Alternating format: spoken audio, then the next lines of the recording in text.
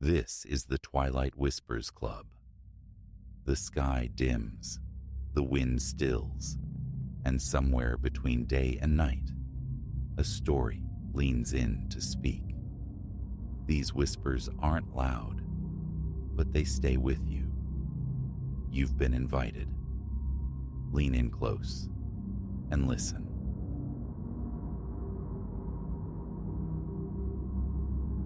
The looking glass yielded like quicksilver beneath my touch, its surface shivering as my fingers sank through. A profound coldness, not of temperature, but of otherness, shot up my arm. I snatched my hand back, pulse hammering against my ribs, and confronted my reflection. It gazed back, placid, offering no hint of the impossible breach. Yet the sensation lingered, undeniable. This mirror, tucked away in Grandmère Mathilde's attic, was no mere silvered glass. It was a threshold. Her house had always hummed with a latent strangeness. Summers spent here as a child were expeditions into a creaking Victorian labyrinth, replete with shadowed alcoves and artifacts whispering of distant lands. Grandmère Mathilde, an archaeologist whose boots had trod forgotten soils across the globe, had curated a collection of curiosities. But the attic remained sacrosanct, a locked mystery.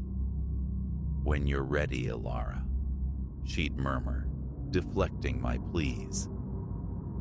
Now, at 25, adrift after the academic cocoon of grad school, I was ready, or at least present. Sorting through the remnants of her life, the attic key felt like a brand in my pocket. Ascending the constricted stairs, dust motes performed a ballet in my flashlight's beam. What awaited? Perhaps dusty journals chronicling digs in sun-scorched ruins, maybe overlooked antiquities. Not this.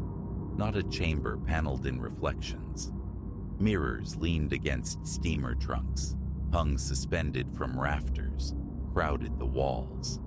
A dizzying array of shapes and epochs, their frames intricate, time-worn. One commanded the center.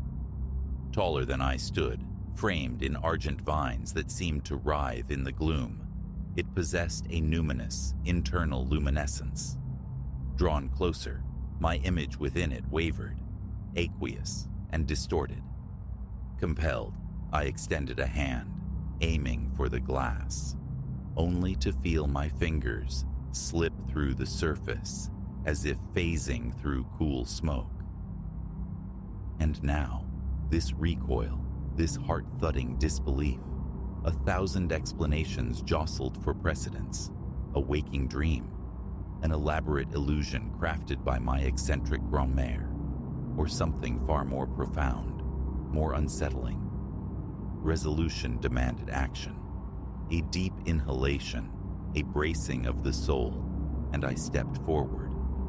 Resistance met me, a yielding pressure like parting heavy velvet curtains. Then, a sudden, total immersion, akin to plunging into icy water. I was through. I stood within a forest sculpted from dreams. Trees of impossible girth spiraled towards an unseen canopy, their bark a deep, resonant violet, their leaves shimmering with an effulgent inner light.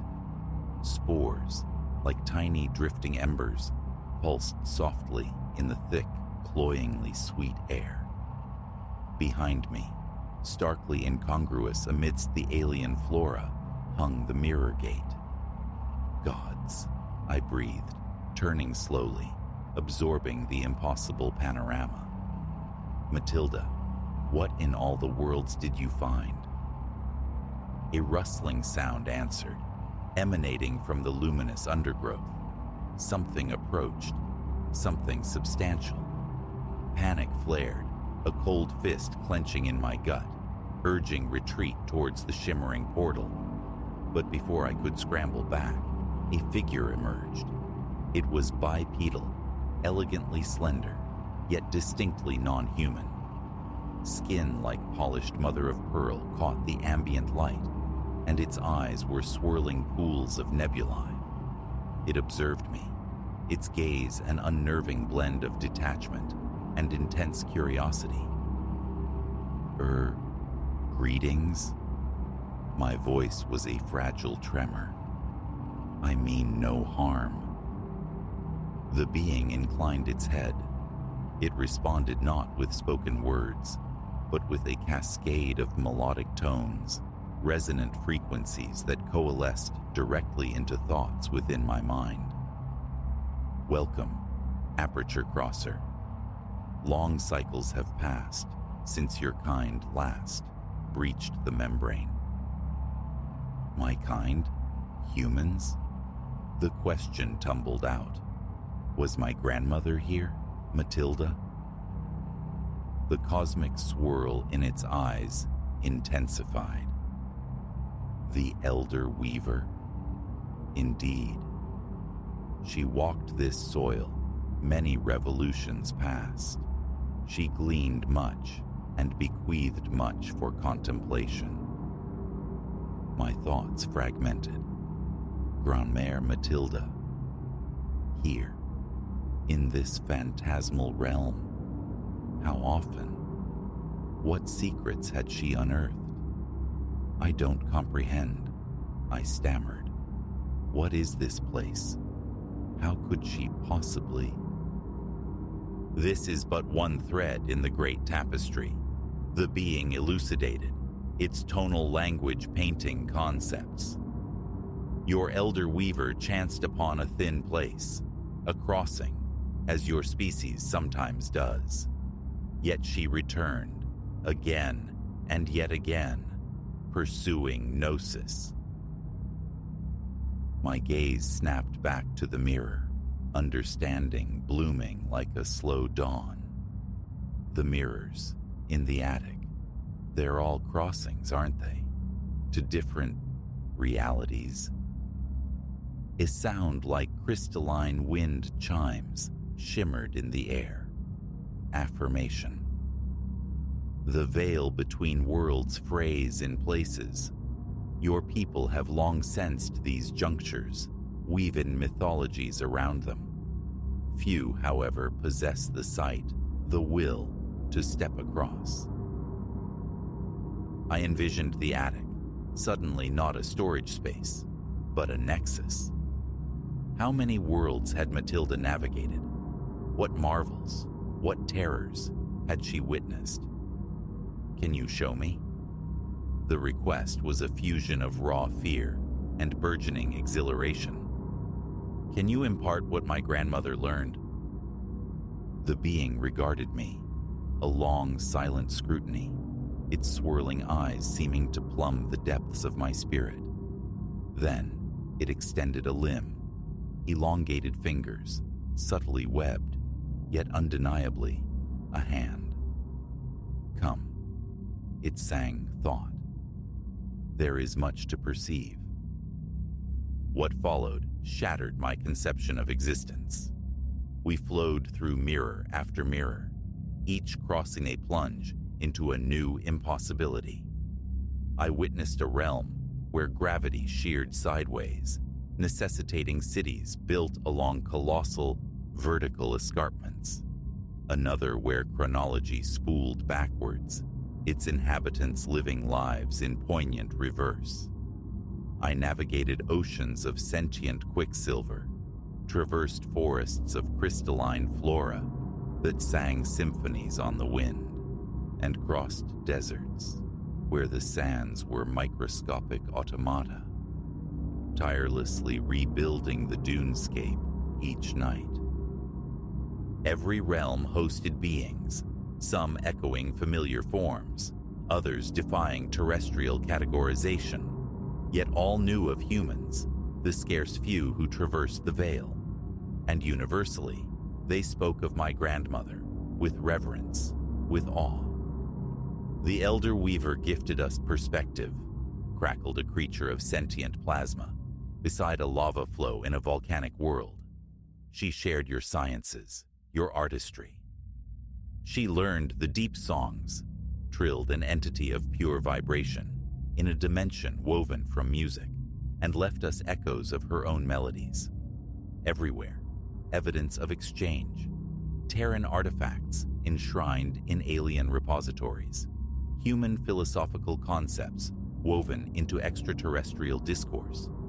And in return, Matilda had gathered wisdom that dwarfed earthly knowledge. My guide, whom I came to know through its resonant signature as Kalen, initiated me into the rudiments of veil walking, sensing the interstitial thinness between realities, navigating the pathways, linking the mirror crossings. It was intoxicating, vertiginous, and profoundly unnerving. Your grandmother possessed a rare resonance, Kalen conveyed as we paused in a meadow carpeted with bioluminescent grasses. She could perceive the luminous threads binding all existence across all spectra, a faculty few humans manifest. I plucked a blade of the glowing grass, watching its soft pulse against my palm. Do I have it? This resonance? Kalen's eyes eddied thoughtfully. The potential glimmers, but it requires cultivation, tempering. Your elder weaver dedicated vast spans to honing this perception.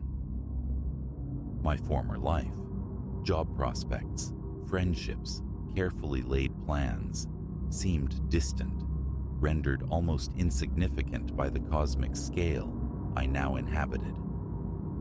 I want to learn, I declared, conviction solidifying within me. I need to see it all, to understand. Kalen emitted the crystalline chime. It is a trajectory few embrace willingly.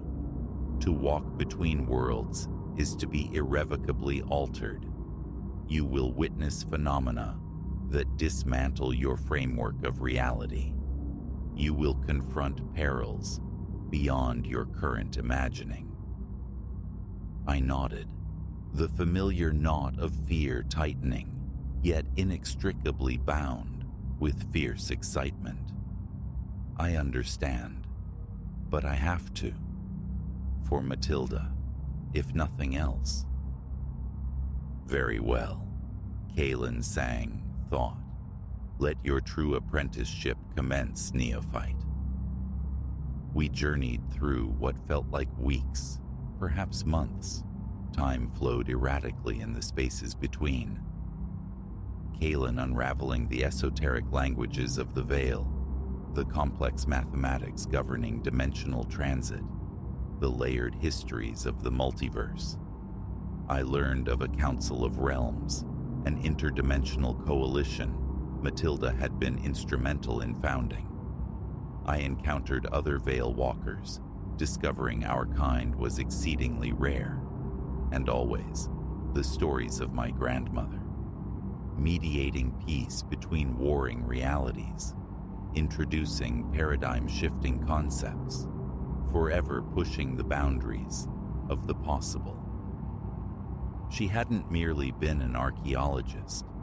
She'd been a cosmographer, an architect of inter-reality understanding. As my tutelage deepened, Kalen's warning about transformation proved true. My perception warped, expanded. I began to sense the subtle tides of interdimensional energy, to glimpse the gossamer filaments linking disparate realities into a coherent whole. But this heightened awareness carried weight, a burgeoning sense of obligation.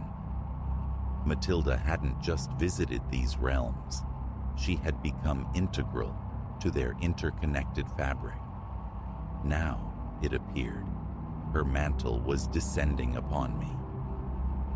Eventually, after an indeterminate passage of subjective time, Kalen led me back to the violet forest of our first encounter.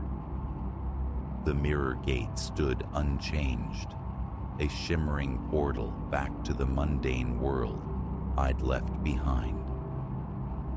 "You have absorbed much, neophyte," Kalen communicated. "Yet this is merely the inception. The path of the Veil Walker is unending, strewn with trials." I nodded, saturated with exhaustion and a strange, potent exhilaration. What now?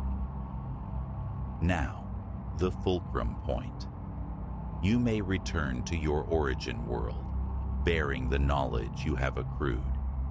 Or you may commit to this path, embracing the full measure of a Veil Walker, as did your Elder Weaver. I stared into the mirror. My own reflection stared back, but beyond it, I sensed the infinite potential, the myriad realities humming just beyond the silvered surface. I saw the luminous threads Kalen spoke of, the vast, intricate tapestry of the multiverse. Retreat felt impossible, a betrayal not just of Matilda, but of this newfound, expanded self. "I'm staying," I said, turning from the portal to face Kalen. "There's too much left. Her work, our work, isn't finished." Kalen's nebulae eyes swirled with an energy I now recognized as deep accord. "Then let us proceed, nascent Veil Walker. The multiverse beckons." As we turned, walking deeper into the luminous alien woods, leaving the gateway to Earth behind, a profound sense of purpose settled over me, heavier and more real than anything I'd ever known. Grandmère Matilda had bequeathed more than a dusty house and peculiar artifacts. She had left a legacy woven into the very fabric of reality, a mission stretching across worlds, and I, Ilara, was finally ready to claim it, embracing whatever wonders, whatever dangers lay ahead on the path between worlds.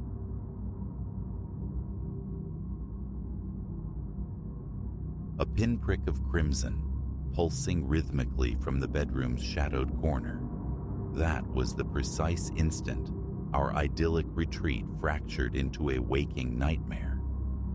What promised restoration, a quiet harbor for Chloe and me, away from the city's relentless grind, instead became a terrifying exposure, trapping us within walls that held secrets and watched with unseen eyes. Never did I imagine that seeking solace in a quaint lakeside rental would plunge us into such insidious depths.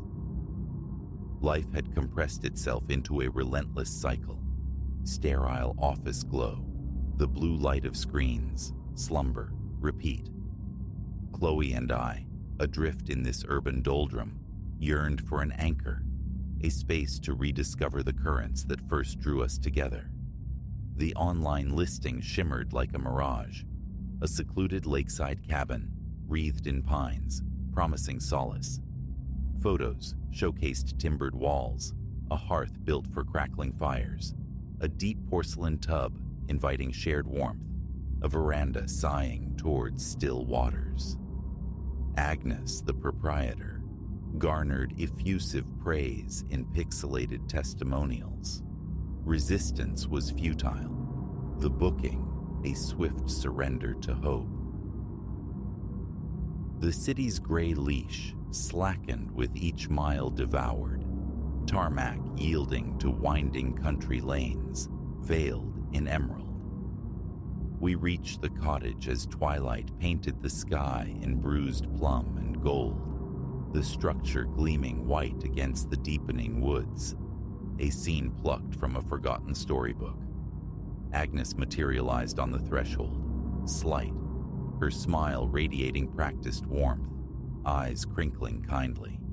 A whirlwind tour, highlighting polished wood and quaint comforts.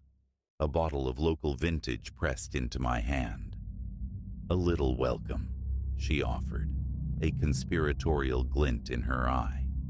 "Do enjoy." The door clicked shut. Chloe, shedding city tension like a coat, flashed a grin.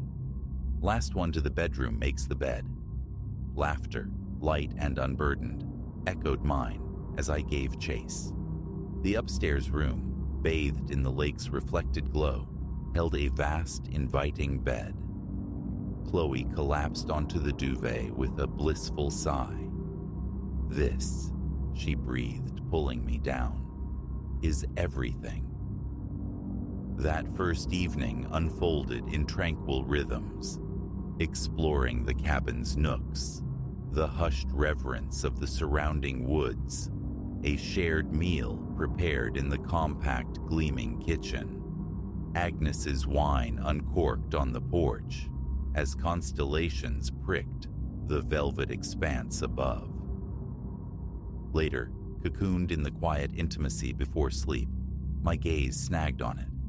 High in the angle where wall met ceiling, an unnatural star, a minuscule ruby eye, winking with slow deliberation. Not a smoke alarm, too discreet, too purposeful. "Chloe," my voice was a thread, "look up there." Her eyes followed mine, confusion melting into dawning horror. "Is that?" The unspoken word hung between us. Camera. A cold dread seeped into the room, leaching the warmth. Watched, observed, our laughter, our embrace, our vulnerability, cataloged. Bile rose in my throat. A frantic whispered search commenced, hearts hammering against ribs.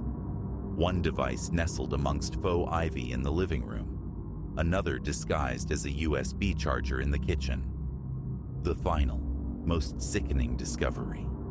Tucked into the bathroom vent, its lens aimed squarely at the shower's enclosure. "Eliza, we need to leave, now." Chloe's voice trembled, brittle as ice.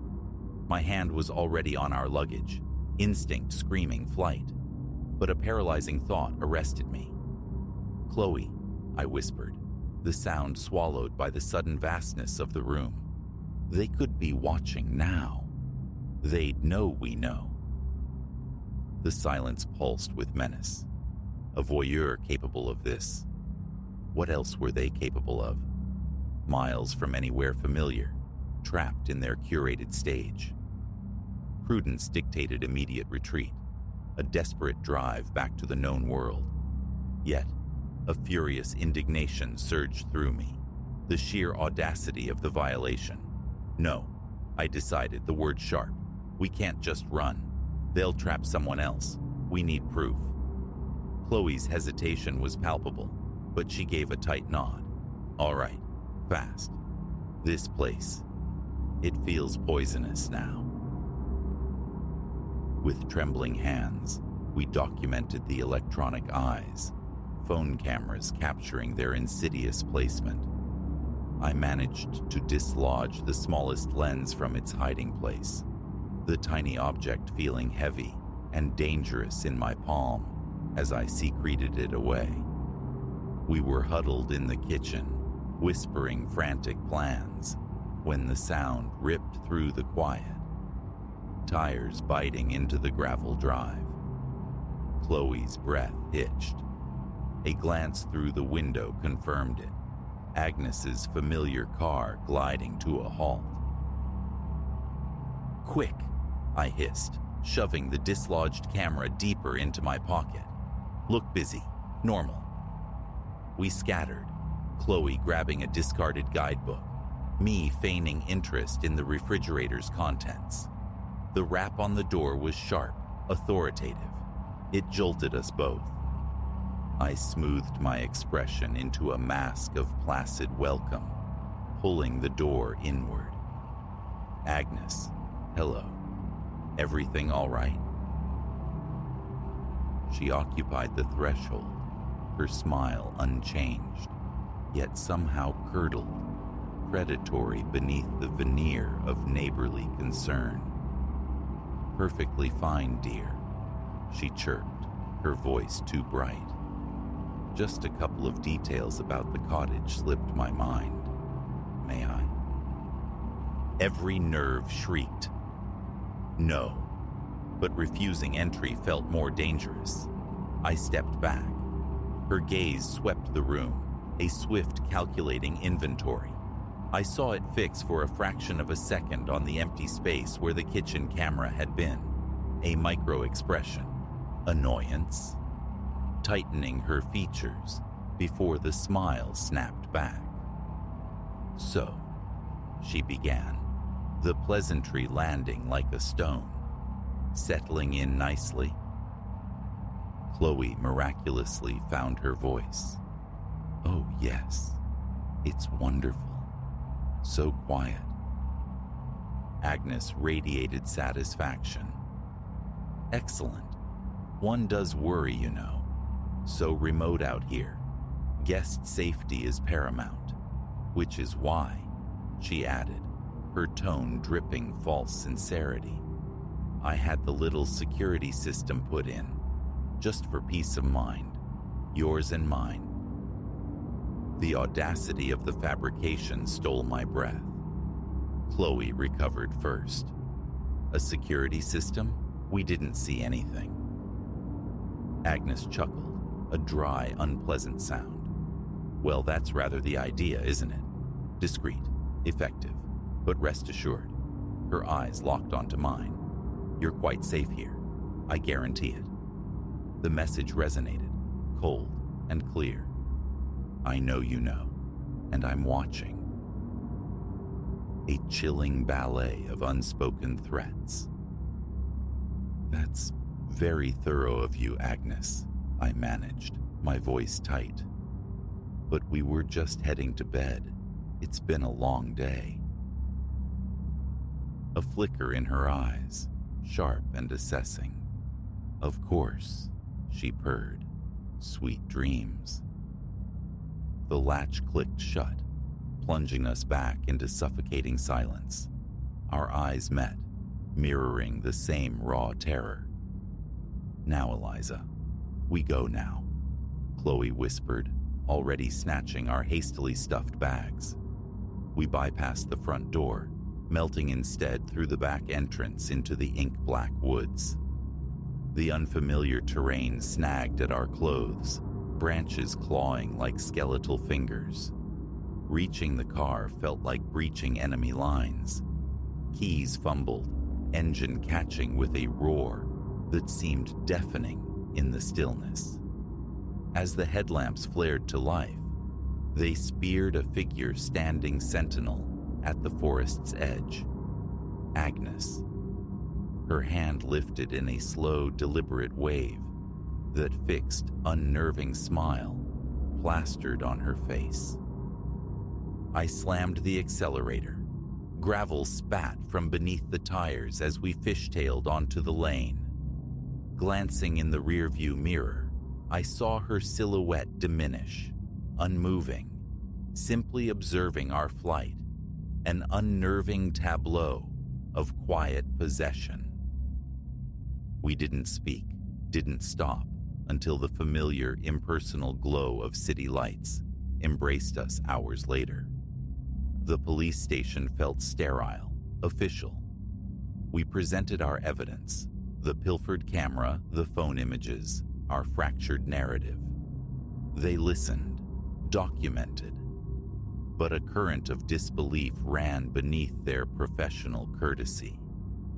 Her word against ours, the remote location, the lack of definitive proof.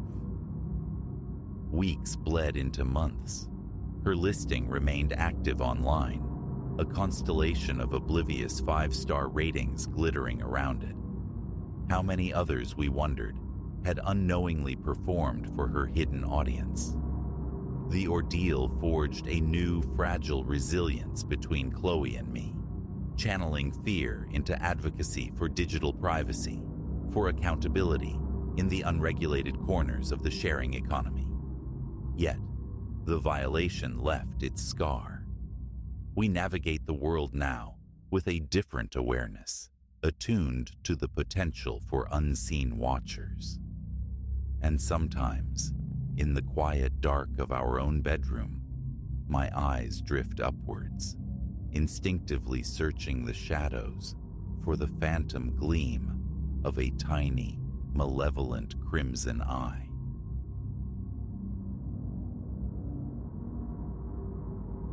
A brittle silence shattered last night, pierced by the complaint of wood somewhere beyond my bedroom door. My pulse leaped, a frantic drummer taking up residence beneath my ribs, threatening to splinter bone. Solitude was supposed to be absolute. I inhabited this house alone. Every latch was thrown, every window secured against the night. Yet the sound persisted, a hushed cadence in the corridor. Step, pause, step, methodical, deliberate, drawing nearer. It's this memory, sharp and chilling, that compels me to speak, to shed this weight before it crushes me. I can no longer feign ignorance. The upper floor of my new dwelling is fundamentally wrong. Weeks ago, I transplanted myself into this slender townhouse, nestled within a sedate enclave, populated mostly by the elderly. Its proximity to my work appealed. The rent, a manageable burden. The structure itself is unassuming.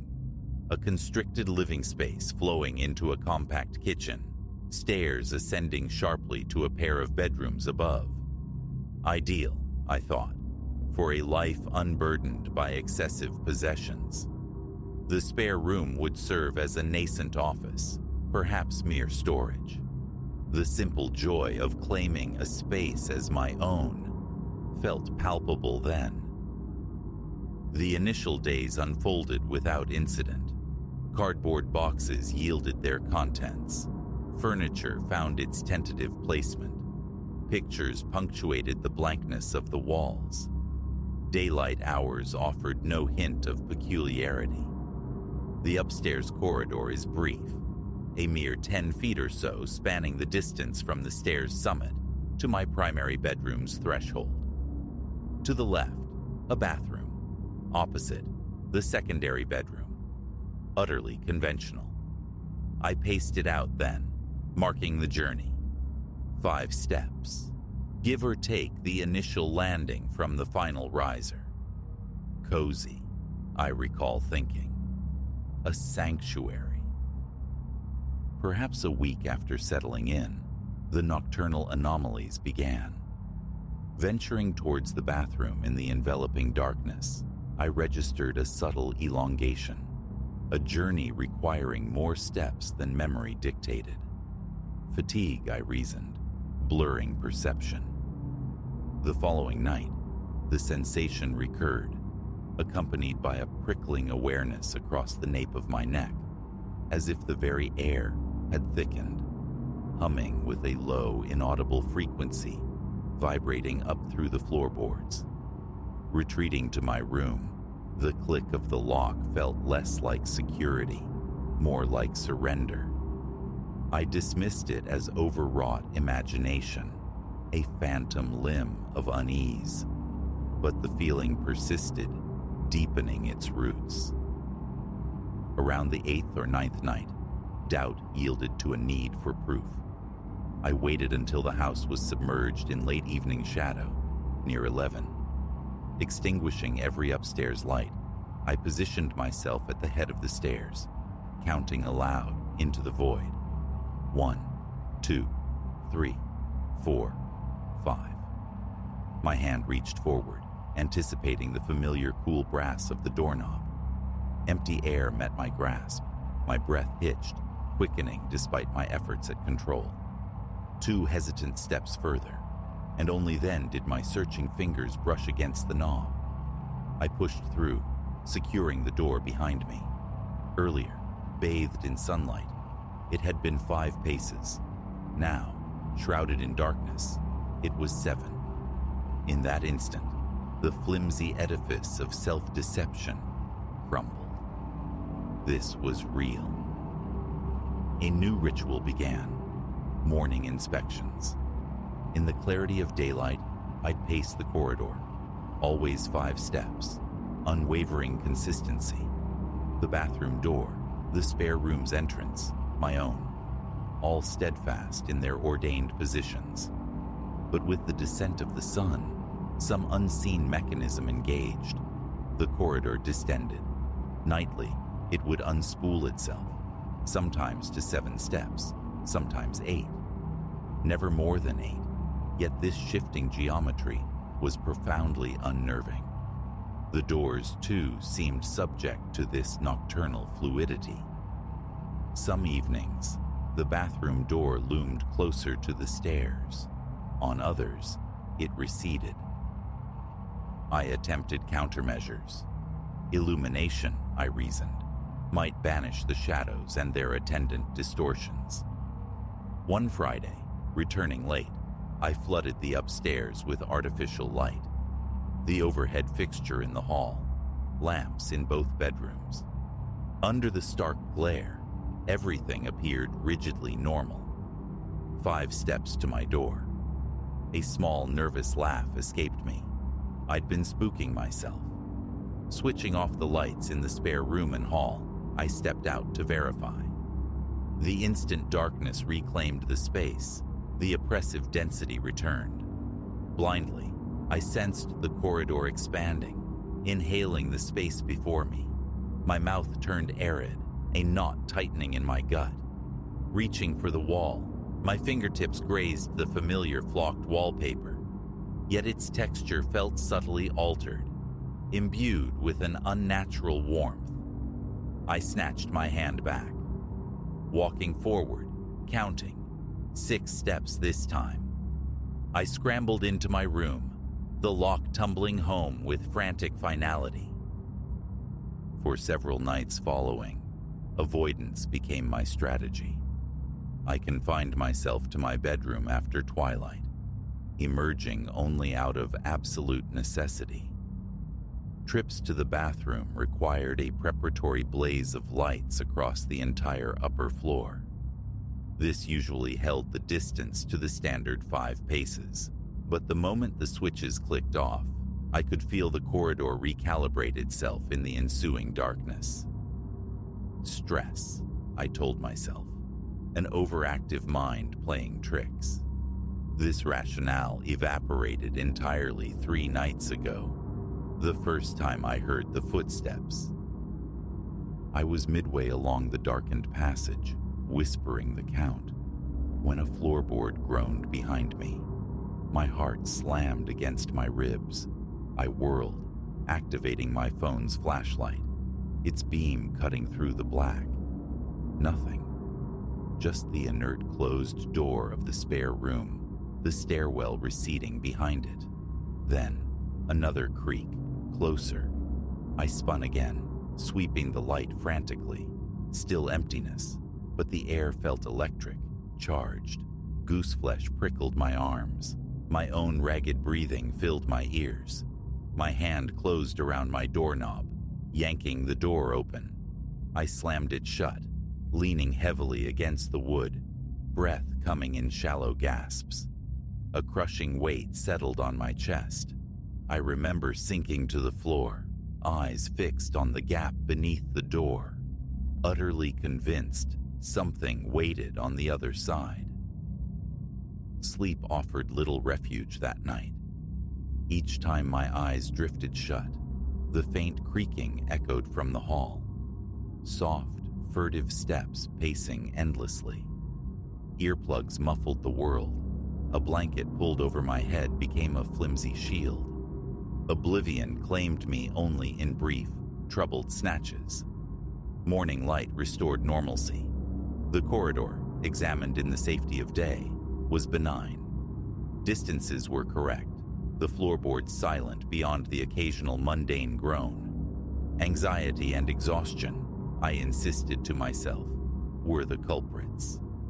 Yet the unease lingered, a persistent stain on the day. That evening, the compulsion to measure returned. Upstairs, lights extinguished, phone beam directed downwards, I stood at the stairhead. Calm, I urged myself. The lengthening began immediately, a palpable stretching of the space. I counted. 1, 2, 3, 4, 5, 6. The corridor flowed onward. Angling the light ahead, I saw my bedroom door, impossibly distant, and the door to the spare room. It was now behind me, and inexplicably, on my left. It should have been on my right. Nausea churned. A swift glance to the right confirmed the impossible. Not the bathroom door, but more featureless hallway, extending into gloom. My pulse hammered. Another step forward, and a distinct creak sounded just behind me. I whipped around, flashlight beam stabbing the darkness. Vacant, my throat constricted. 3 more steps, light held rigidly forward. Finally, after 9 paces, my hand found the doorknob. I tumbled inside, locked the door, and collapsed onto the edge of the bed, hands trembling uncontrollably. The remainder of that night passed within the confines of my room. I courted sleep with mindless phone videos, drifting in and out, startled awake repeatedly by imagined or perhaps real sounds. Faint creaks, soft taps just beyond the door. I never investigated. I simply burrowed deeper under the covers, thoughts skittering away from the encroaching dread. Morning brought thoughts of escape, fleeing this place, but the investment, the disruption, abandoning it, felt insurmountable. I attempted to call an old confidant, but the words felt ludicrous, impossible to voice. I settled for vague complaints, trouble sleeping, creaky floors, odd drafts. He offered practical, useless advice, insulation, floorboard repairs. I feigned gratitude and ended the call, feeling more isolated than ever. Most of the day was spent downstairs, pacing, summoning the courage for another daylight inspection. Around noon, I ascended. 5 steps precisely from stair to door. Predictable, solid. I opened the spare room. Bare walls, stacked boxes awaiting attention. The bathroom, sink, tub, tiles, all placidly normal. I pressed on floorboards. They yielded with ordinary complaints. The notion of spending the night elsewhere, a motel perhaps, flickered and died. Staying felt like a necessary defiance, a refusal to cede ground to an empty space. Such was my flawed reasoning. As dusk began to bleed into the sky, the familiar tendrils of dread tightened. My palms grew damp. An insistent urge arose. Retreat to the bedroom, lock the door, remain. By 8, the downstairs lights blazed. I assembled a sandwich, consumed it without tasting, sought distraction in the television's flickering glow. But relaxation remained elusive. My gaze kept drifting towards the staircase. Around 10, I conceded defeat and headed for bed. Downstairs, lights off, front door secured, I began the ascent. The unease returned the moment my foot hit the top step. The hallway appeared unchanged, yet my muscles coiled. 5 steps, straight to my door, ignoring the periphery. Inside, lock engaged, a quick shower in the small ensuite. Then, into bed, lights extinguished, praying for swift sleep. Midnight, perhaps later. Biology called. The main bathroom, inconveniently, resides in the hallway. I resisted, lying rigid in the darkness for what felt like an hour, but the need became unbearable. Reluctantly, I rose, opened my bedroom door. The hallway was a pit of blackness. My hand found the light switch. Click. Nothing. My breath caught. Again, I toggled the switch. Lifeless. My phone, my only light source, remained on the nightstand. Still, I stepped out. My vision adapted marginally, revealing faint outlines. Slowly, I advanced, counting internally. 1, 2, 3, 4. Emptiness, where the door should be. I stopped. Behind me, a floorboard protested. I turned, seeing only impenetrable shadow. "Stay calm," I hissed inwardly. Deep breath. Forward again. 5, 6. Another creak, nearer this time. A glance over my shoulder yielded nothing but darkness. My heart hammered, a frantic pulse echoing in my ears. Urgency replaced caution. I stumbled forward, searching for the bathroom doorframe. My hand swept against the wall, smooth, unbroken wallpaper. Panic flared. I traced the surface, fingers desperate for the interruption of a door, the promise of a knob. Nothing. Another step. The floor cried out behind me again. A shaky exhalation escaped me. Sweat trickled down my temple. Then another creak and another, falling into rhythm with my own steps. A ghastly echo. My stomach clenched, chest constricting. Turning back towards the direction I believed my bedroom lay, though sight offered no confirmation, I groped along the wall, fingertips sliding across the patterned paper, moving as fast as I dared. 3 steps, and disorientation struck. The corridor seemed to writhe around me. I pressed on, each footfall a hollow report on the aged wood, pursued by that relentless, mirroring creak. After an eternity measured in heartbeats, my knuckles struck the edge of a door. Relief surged as my hand closed around the knob, turned, and I recognized my own bedroom. I fell inside, slammed the door, through the lock. Leaning against the wood, chest heaving, drenched in cold sweat.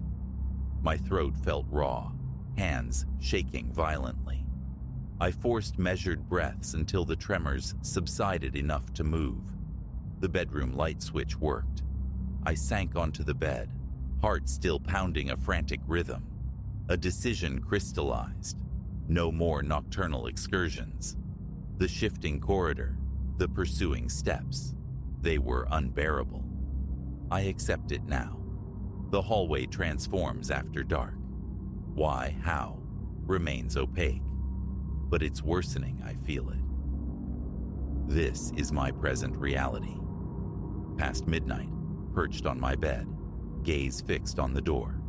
The corridor, I sense, lengthens nightly. 5 steps by day, 8, 9, perhaps more by night. Doors adrift on unseen currents. Explaining this invites disbelief, pitying glances. So I remain here, hoping that by not crossing the threshold in darkness, I remain beyond its grasp. My fear is acute, that one night, stepping out, I won't find my way back, that I'll wander that elastic darkness indefinitely, the footsteps gaining until breath itself deserts me. I've begun adapting. Bottles of water, non-perishable snacks stockpiled in my room. I've even researched portable sanitation options, the indignity preferable to opening that door after sundown. This is existence now, a self-imposed prison. I despise it, yet escape feels remote, paralyzed by inertia and fear. Perhaps moving will eventually become unavoidable, but for now, I am anchored here. This isn't a plea for sympathy, merely an attempt to articulate the siege. Perhaps naming it, committing it to words, will lend me strength, though honesty compels me to doubt it. The corridor is aberrant, and pretending otherwise is futile. Daylight offers a fragile truce. I can navigate its fixed dimensions. But when the sun relinquishes its hold, the space awakens. It breathes, and it does not welcome me. So I stay within these 4 walls, solitary, awaiting the dawn, listening to the house settle, dreading the soft, insidious creak just outside my door. hoping that vigilance is enough, hoping for the courage, someday, to leave this place behind forever. Until then, I wait.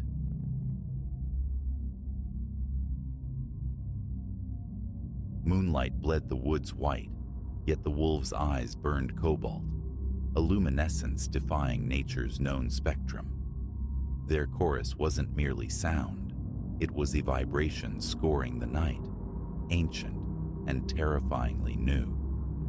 As an ethologist specializing in canid behavior, I'd dedicated years to deciphering their language, but this dialect belonged to no earthly pack.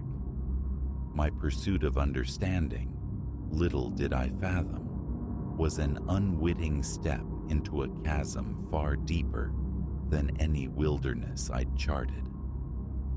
This specific enclave had been my obsession for months, their movements an unsettling ballet. More than mere pack cohesion, they hunted with a terrifying synchronicity, less like animals, more like a single predatory intelligence operating through many bodies. Initially, I'd logged it as apex pack dynamics, a testament to lupine adaptability. Yet, a persistent disquiet grew, a sense that the familiar world was wearing thin here, revealing something underneath. That evening found me nestled in a small clearing, my observation post camouflaged, optics and field journal poised. The full moon hung like a silver coin, casting elongated shadows that writhed with uncanny life across the forest floor. Hours bled away. Stillness turned my limbs to stone. Then, the first note sounded, a sub-audible thrum coalescing into a shriek that scraped bone. Voice layered upon voice, a dissonant harmony that resonated deep in my teeth, silencing the woods utterly. Crickets choked, owls froze mid-flight. A vacuum descended, pregnant with anticipation. And then, silence snapped back, absolute. From the deepest folds of shadow, they materialized, phantoms coalescing from shadow stuff, their gait a liquid synchronicity that prickled my skin. Not their movement, though, but their eyes froze the marrow in my bones. Not the tapetum lucidum's familiar gleam. No gold, no emerald, only that fierce, electric azure, pulsing like circuits beneath fur. My hands, trembling, lifted the camera, instinct demanding documentation. But peering through the lens revealed more than wolves. Behind them, half veiled by ancient trunks, stood a figure. Humanoid, yet fundamentally wrong. Too attenuated, its limbs stretched impossibly thin, the proportions skewed by an artist blind to human anatomy. And its regard found me, pinned me across the clearing. Panic, a cold serpent coiled in my gut. Gear forgotten, escape the only imperative. I scrambled, no longer bothering with silence, but the path dissolved into fur and fang. One of the pack blocked my retreat. Close now, the illusion of wolf shattered. Pelt thin, matted, revealing glints of something beneath, not flesh, but metal. And the eyes. Dear God, those eyes. Staring into them was like gazing into twin wells of cold alien calculation. I backed away, step by agonizing step, my heart a frantic drum against my ribs. The creature mirrored me, nudging me inexorably back towards the clearing, towards the elongated figure waiting there. My heel caught. I pitched backward, breath exploding from my lungs upon impact. Gasping, I looked down. A root. But no root born of earth I knew. It throbbed with that same chilling blue radiance, and as paralysis held me, it began to move. winding with serpentine purpose up my leg. I thrashed, a desperate, frantic struggle against the impossible. The root merely constricted, its grip tightening. More tendrils erupted from the loam, living manacles snaking around my arms, my torso. I was being drawn down, consumed by the earth, the taste of damp soil and decay filling my mouth as I screamed into the indifferent soil. Just as oblivion beckoned, as the forest floor prepared to swallow me whole, it stopped. The pressure ceased. The roots loosened, retracting silently into the ground. I lay there, panting, shaking, a marionette with cut strings. A shadow fell across me. I forced my gaze upward. The figure loomed, its form seeming to shimmer and distort in the lunar glare. It extended a hand, fingers impossibly long, tapering to points like obsidian shards. What? What are you? The words tore from my raw throat. The figure inclined its head, the motion fluid, unnerving. Its voice was the susurrus of decay and the groan of ancient wood, underscored by a low hum that vibrated my fillings. We, the wood, it breathed. The pack, the balance your kind has fractured. My mind struggled to grasp the words. I don't understand. It crouched, bringing its face level with mine. Now I saw, less a face, more a mask of woven bark, lit from within by that disquieting azure glow. Your species forgets, it whispered, the sound like dry leaves skittering. You take, you sever, you imbalance. We rise to right the scales. As it spoke, more shapes bled from the tree line, amalgamations of bark, bone, shadow, some vaguely man-shaped, others nightmarishly beastly, all bearing the cobalt sigil in their myriad eyes. They formed a silent, watching circle. The wolves, I whispered, a dreadful comprehension dawning. You control them. A slow nod from the bark mask. Avatars, our eyes, our claws. Through them we observe, through them we act, through them soon we reclaim. The pack's chilling efficiency, their unnatural coordination, it slotted into place with horrifying clarity. What are you going to do? The dread was a physical weight pressing down on me. The figure straightened, towering once more. Teach humility, remind humanity of its place, and you, little scholar, you shall help convey the lesson. Before protest could form, its hand, cold as river stone, pressed against my forehead. Pain detonated behind my eyes.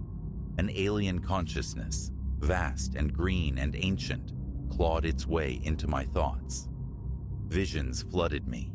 Primeval forests under forgotten stars, blood rituals whispered in moon-drenched groves, wolf shapes flowing like water through eons, all drawn towards the pulsing azure heart that sought to overwrite me. I fought, clinging to the fragile architecture of myself, but it was like holding back a tsunami with bare hands. Piece by piece, I felt myself dissolving, being subsumed by the green-blue otherness.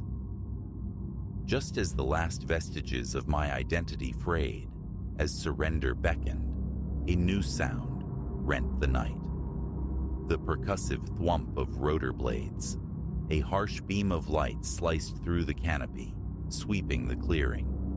The entities around me hissed, recoiling like steam on ice, melting back into the deeper shadows. The figure touching me snatched its hand away, as if burned. In that sudden void, that momentary breach in the assault, I found a final surge of will. I pushed back with a silent, desperate scream. ejecting the invading presence from my mind. Scrambling upright, I ran, directionless, fueled only by terror. Branches lashed my face like whips, roots seemed to grasp at my ankles, but I plunged onward. The helicopter's roar intensified.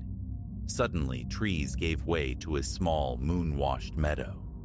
The searchlight found me, a blinding white eye. I waved my arms, shouting hoarsely. As the machine descended, casting chaotic shadows, I risked a glance back. At the forest's edge, countless pairs of cobalt eyes watched my departure. Behind them, barely discernible, the wavering silhouettes of the woodkin stood sentinel. The ensuing hours remain a fragmented memory. Airlifted, hospital sterility, bandages, warmth, questions. I recounted what I'd witnessed, the words sounding hollow, insane, even to my own ears. Doctors, rangers, they offered polite nods, murmurs of shock, hypothermia, perhaps a native hallucinogen. Disbelief veiled their professional concern. But I carry the truth like a shard of ice in my gut. Sitting here, watching dawn paint the distant ridgeline, a ridgeline that no longer seems inert landscape, but a watchful presence. I know. The forest is sentient. It is awake in a way forgotten by human memory, and it is profoundly displeased. What future unfolds, what part I am destined to play in this emergent conflict, remains unknown. Yet one certainty remains. I will never again perceive the wilderness as mere backdrop, because now I understand. Sometimes, when you gaze too long into the woods gaze back, and they have plans.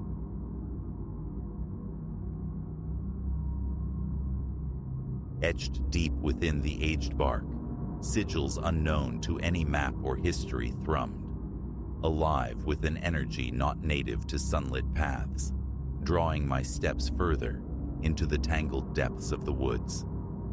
Though I, Eliza, warden of Somberwood Preserve these past 10 years, had traced its myriad trails until they felt etched onto my soul, this uncanny script was alien.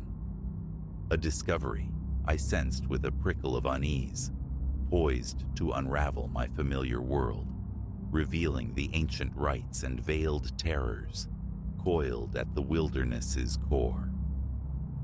The day had dawned crisp, tinctured with the melancholy spice of autumn decay. The forest floor a mosaic of fallen leaves crackling underfoot.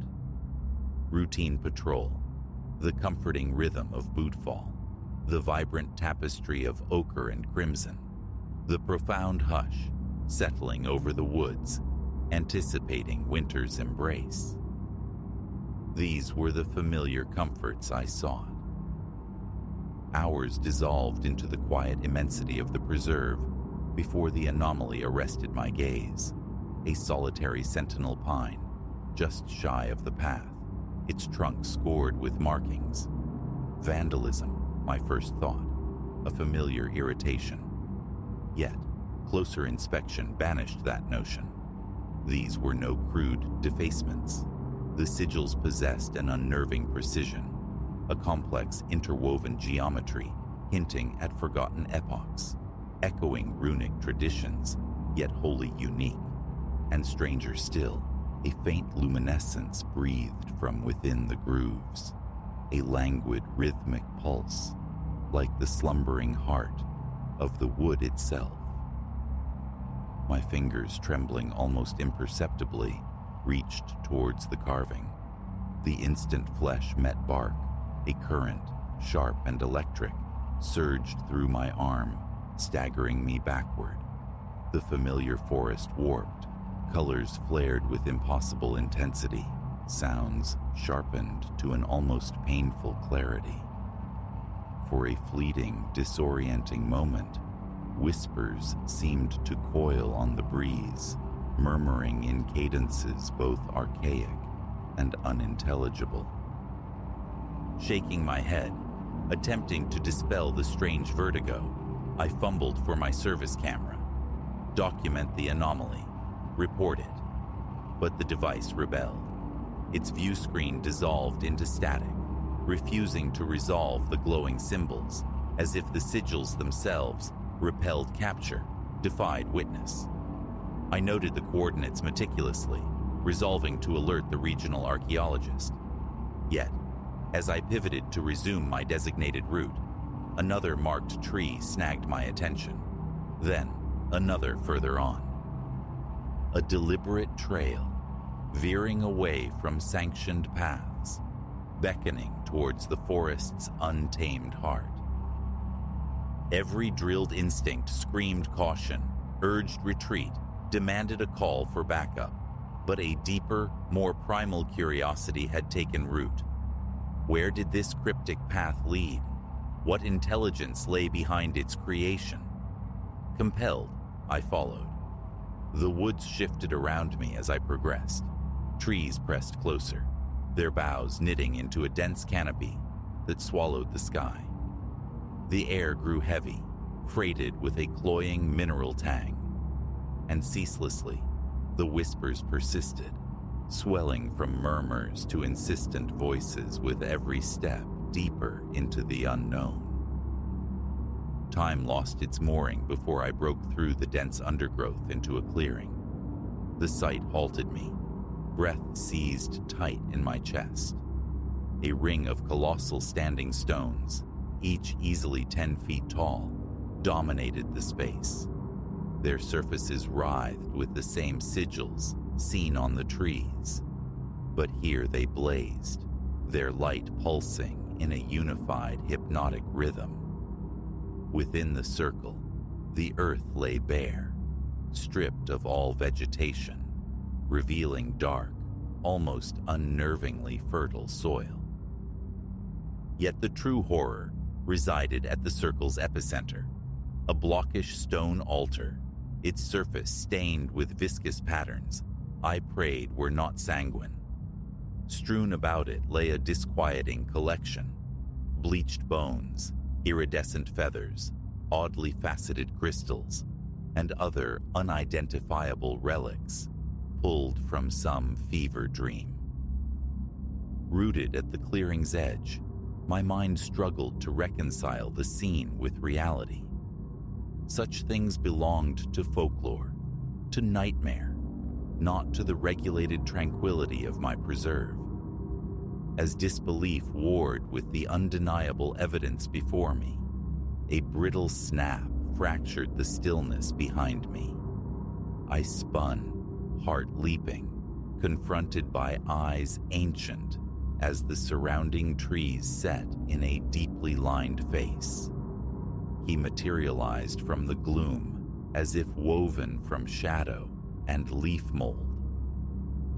"You trespass," his voice rasped, dry as autumn leaves skittering on stone. "This sanctum does not welcome the uninvited." My mouth opened, words of demand and confusion forming, but before they could find voice, more shapes bled from the tree line's periphery. Cloaked in dark, heavy robes, their faces lost in the cowl's abyss, they moved with a fluid, unsettling grace, enclosing the clearing, containing me and the old man within their silent cordon. "What is this place?" The question emerged, thin and reedy with fear. "Who are you?" A flicker of something unreadable, pity, weariness, softened the old man's severe features. "We are the keepers," he stated, his voice low yet resonant.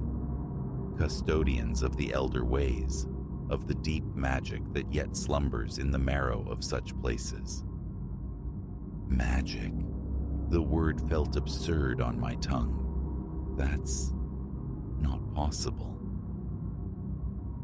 A smile, devoid of warmth, touched the old man's lips. Possibility is a far wider ocean than your maps describe, Warden. As if to underscore his words, he lifted a weathered hand. Instantly, the sigils etched upon the monoliths flared, their luminescence intensifying to a near-blinding brilliance. The ambient whispers surged into a deafening chorus, and a low vibration resonated upwards, trembling through the very soles of my boots. Raw panic clawed its way up my throat. Escape. Report this. But turning, I found my way barred by the robed figures, silent, immobile, an impassable barrier of shadow and cloth. A threshold stands before you. The old man, Kalen, a name seemed to surface in my mind unbidden, intoned, his gaze unwavering. Cross it, embrace the deep truths, become a thread in a tapestry far older than your fleeting world. Or, the unspoken alternative hung heavy in the charged air, a silence more potent than any voiced menace. My eyes darted, seeking any fissure in their ranks, any path back to the mundane world.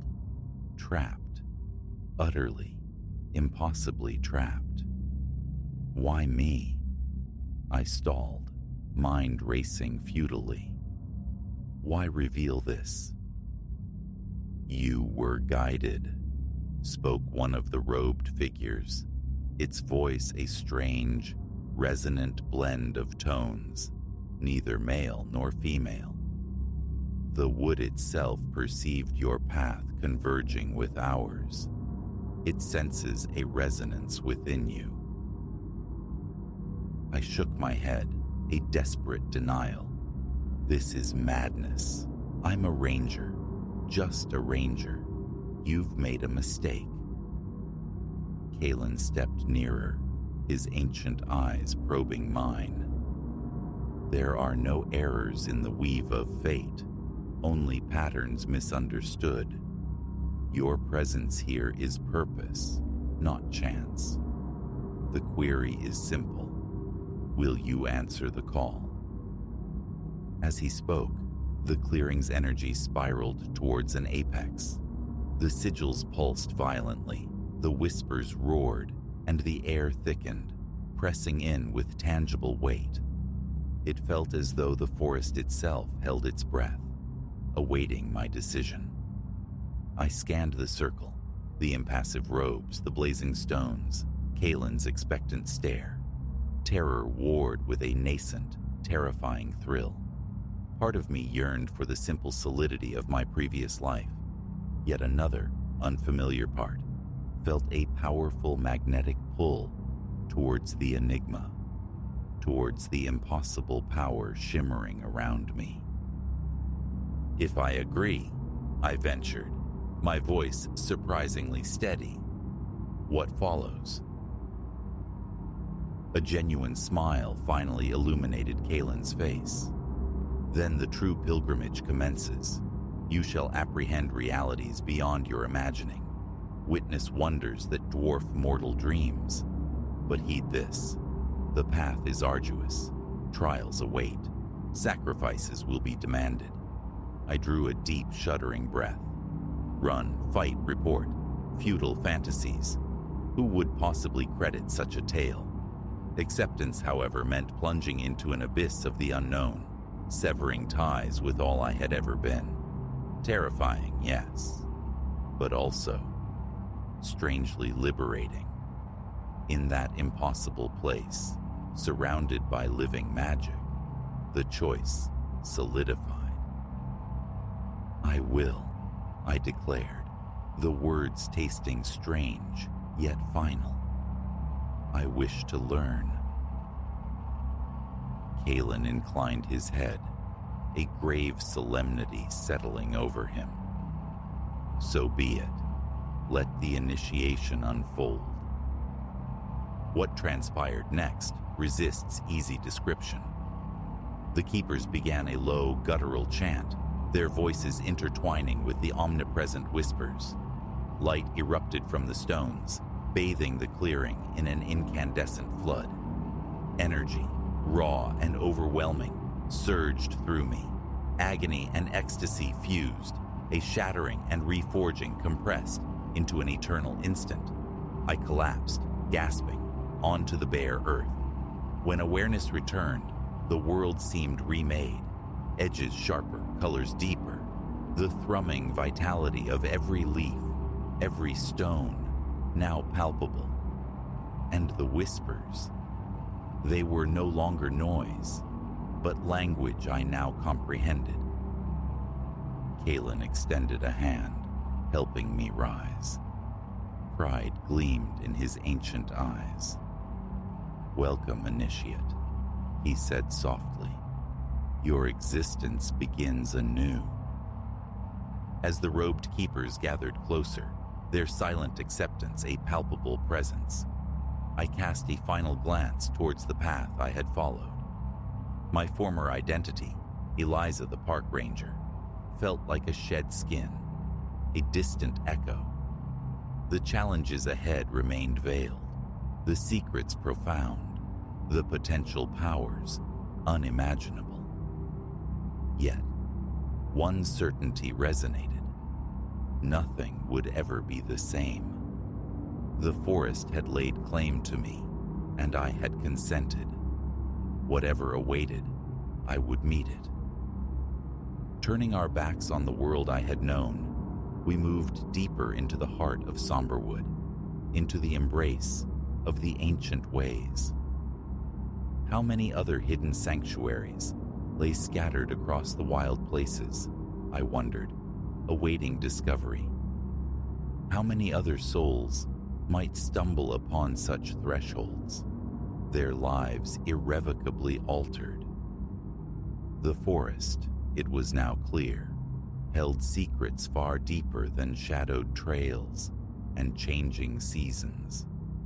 And I, now, was counted among them.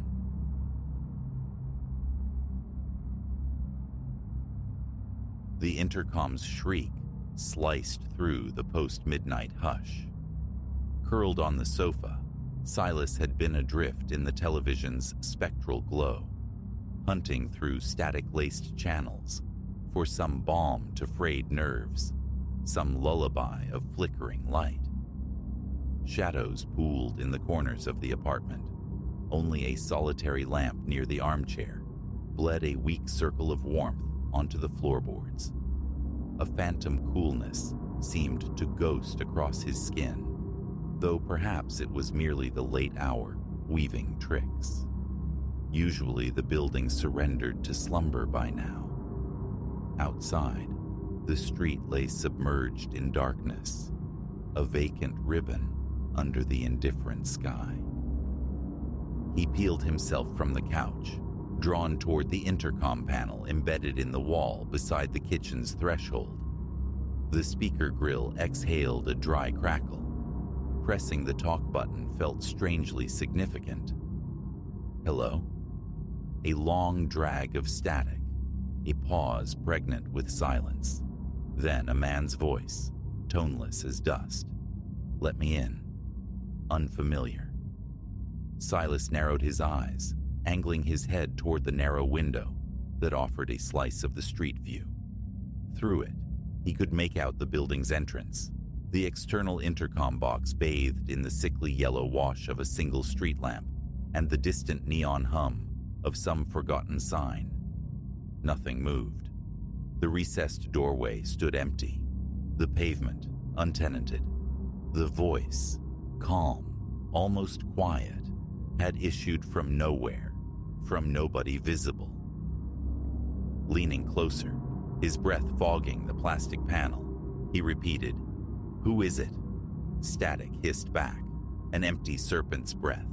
A few heartbeats drummed against his ribs. "Hello? Identify yourself." The line fell utterly dead. He stood frozen, staring at the mute box, confusion clouding his thoughts. He waited. Silence answered. After perhaps half a minute, his thumb released the button, He drifted back to the window, conducting a more meticulous survey of the scene below. The building's facade remained inert. No phantom cars drifted past. No insomniac pedestrians strolled. Only profound darkness punctuated by that weak, jaundiced light. He offered a silent shrug to the empty room. A prank, likely. Some bored soul playing games. Sinking back onto the sofa, he tried to recapture the television's hypnotic drone, but his pulse refused to settle, thrumming a nervous rhythm beneath his skin. Minutes later, 5, 10, the buzzer erupted again, sharper this time. Silas scrambled up, crossing the room in quick strides, thumb jabbing the button almost instantly. "Yeah," he murmured, keeping his voice low, conspiratorial. "Let me in." The same flat cadence, yet now muffled, as if strained through fabric. He braced himself against the wall, consciously steadying his breath. Another pilgrimage to the window, forehead pressed against the glass, cold seeping into his skin. Still nothing. A void where a person should be. He glanced at his phone screen. 12:10 a.m. Turning back to the wall unit, he demanded, "I can't see anyone. Who are you?" Silence bloomed again, laced with the faintest electronic crackle. His throat felt parched.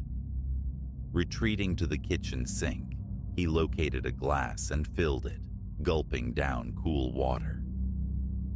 The intercom remained silent for a blessedly long stretch. Silas lingered near it, transfixed by the inert plastic square. The notion of calling the authorities surfaced, then submerged. What report could he possibly offer? An invisible caller demanding entry via intercom. The absurdity stung. He resolved to ignore it, some drunk weaving home, mistaking the building, fumbling with buttons. He returned to the couch, nudging the TV volume higher, hoping to drown out the unease. It was futile. Every settling creak of the old building, every distant siren, snagged his attention, tightening the knot in his gut. Perhaps 10 minutes crawled by before the buzzer screamed anew. Silas jolted upright, nearly stumbling over his own feet. He slammed the button. "What is it you want?" The reply, unnervingly serene. "Let me in." A cold fist clenched inside his stomach. He held the talk button down. "I don't know who you are. Go away." His voice frayed at the edges. He tried the window again, cheek now flat against the cool glass, craning his neck for any impossible angle, any hidden vantage. Nothing. He had a clear view of the external panel. No human form occupied the space before it. A new thought surfaced. The hallway.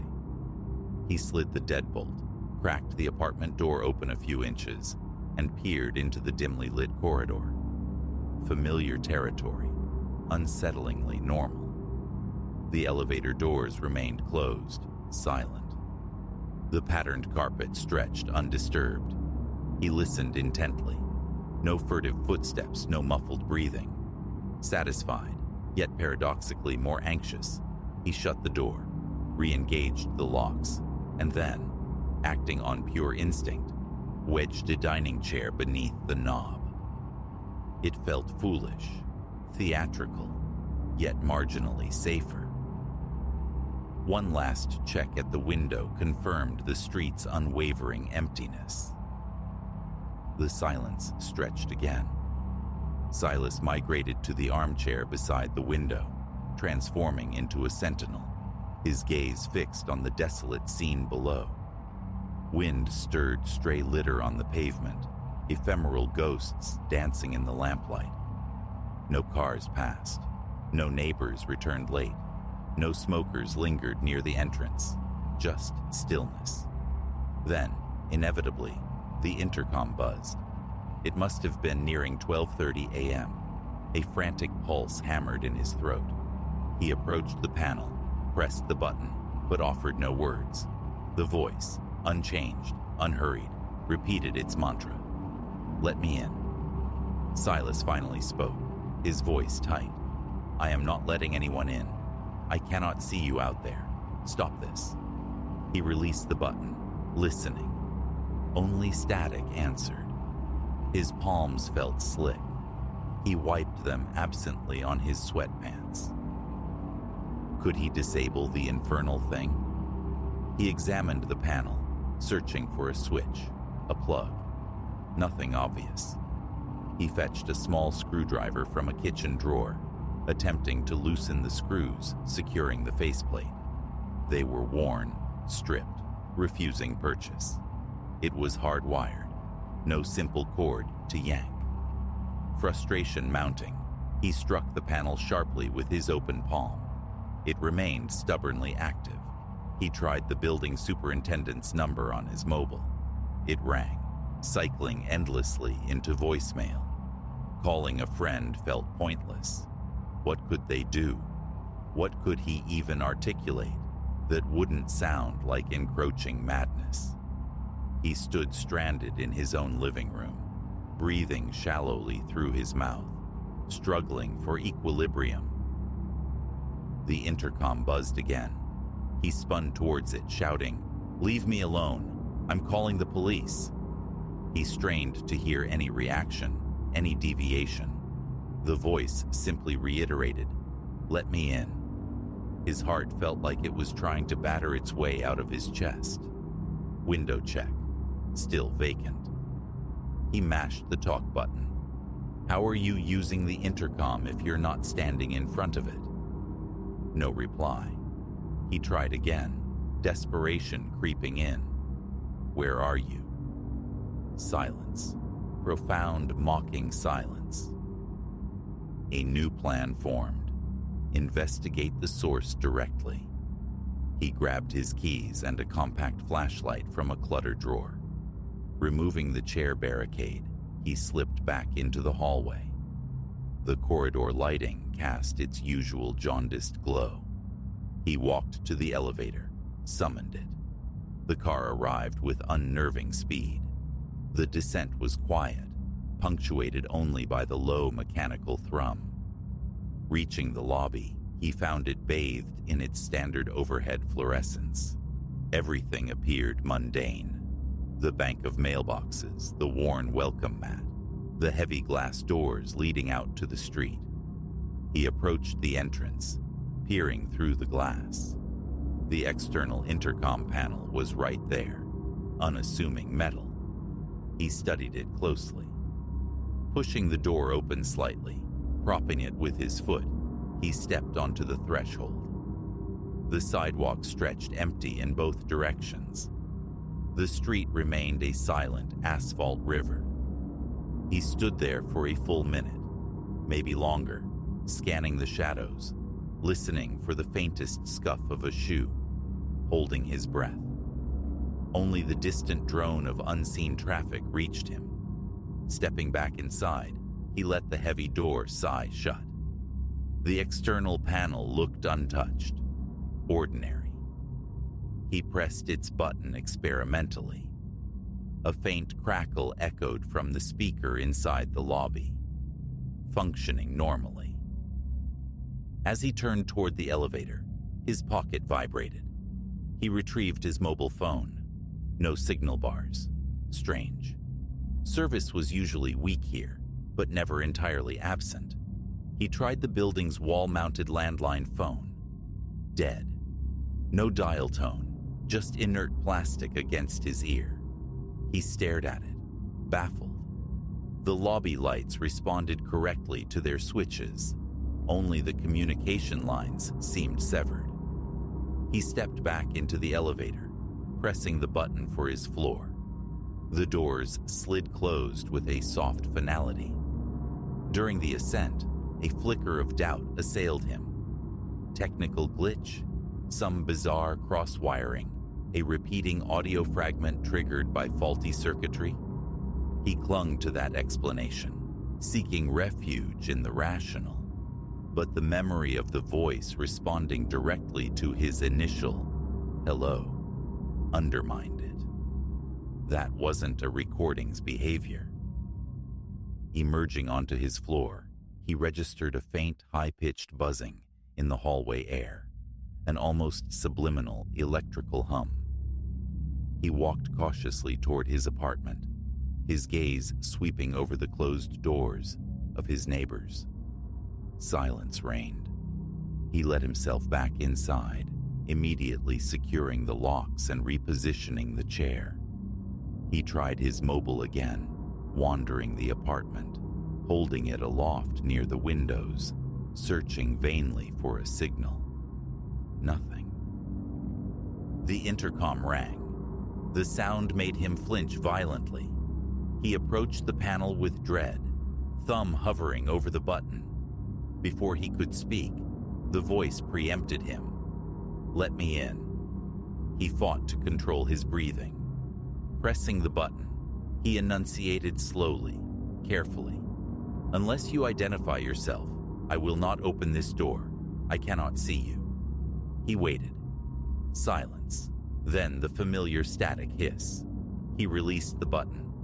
Another look out the window yielded the same unchanging tableau. Empty pavement, weak light, utter stillness.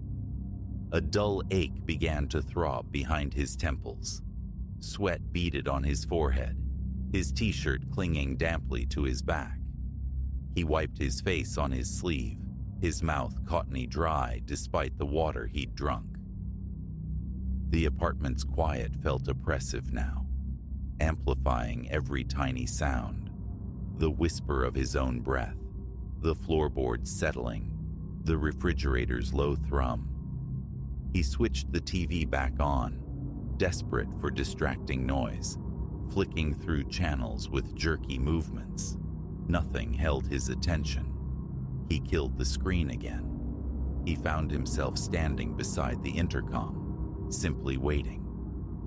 Several minutes elapsed. A glance at his phone confirmed it was only nearing 1 a.m. An eternity compressed into a single hour. It rang again. He sucked air sharply through his teeth, pressed the button. The voice intoned, "Let me in." This time, Silas asked, "Why?" No answer.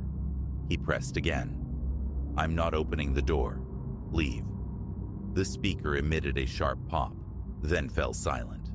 He tapped the panel tentatively. Nothing. He held the talk button. "Hello?" Only dead air.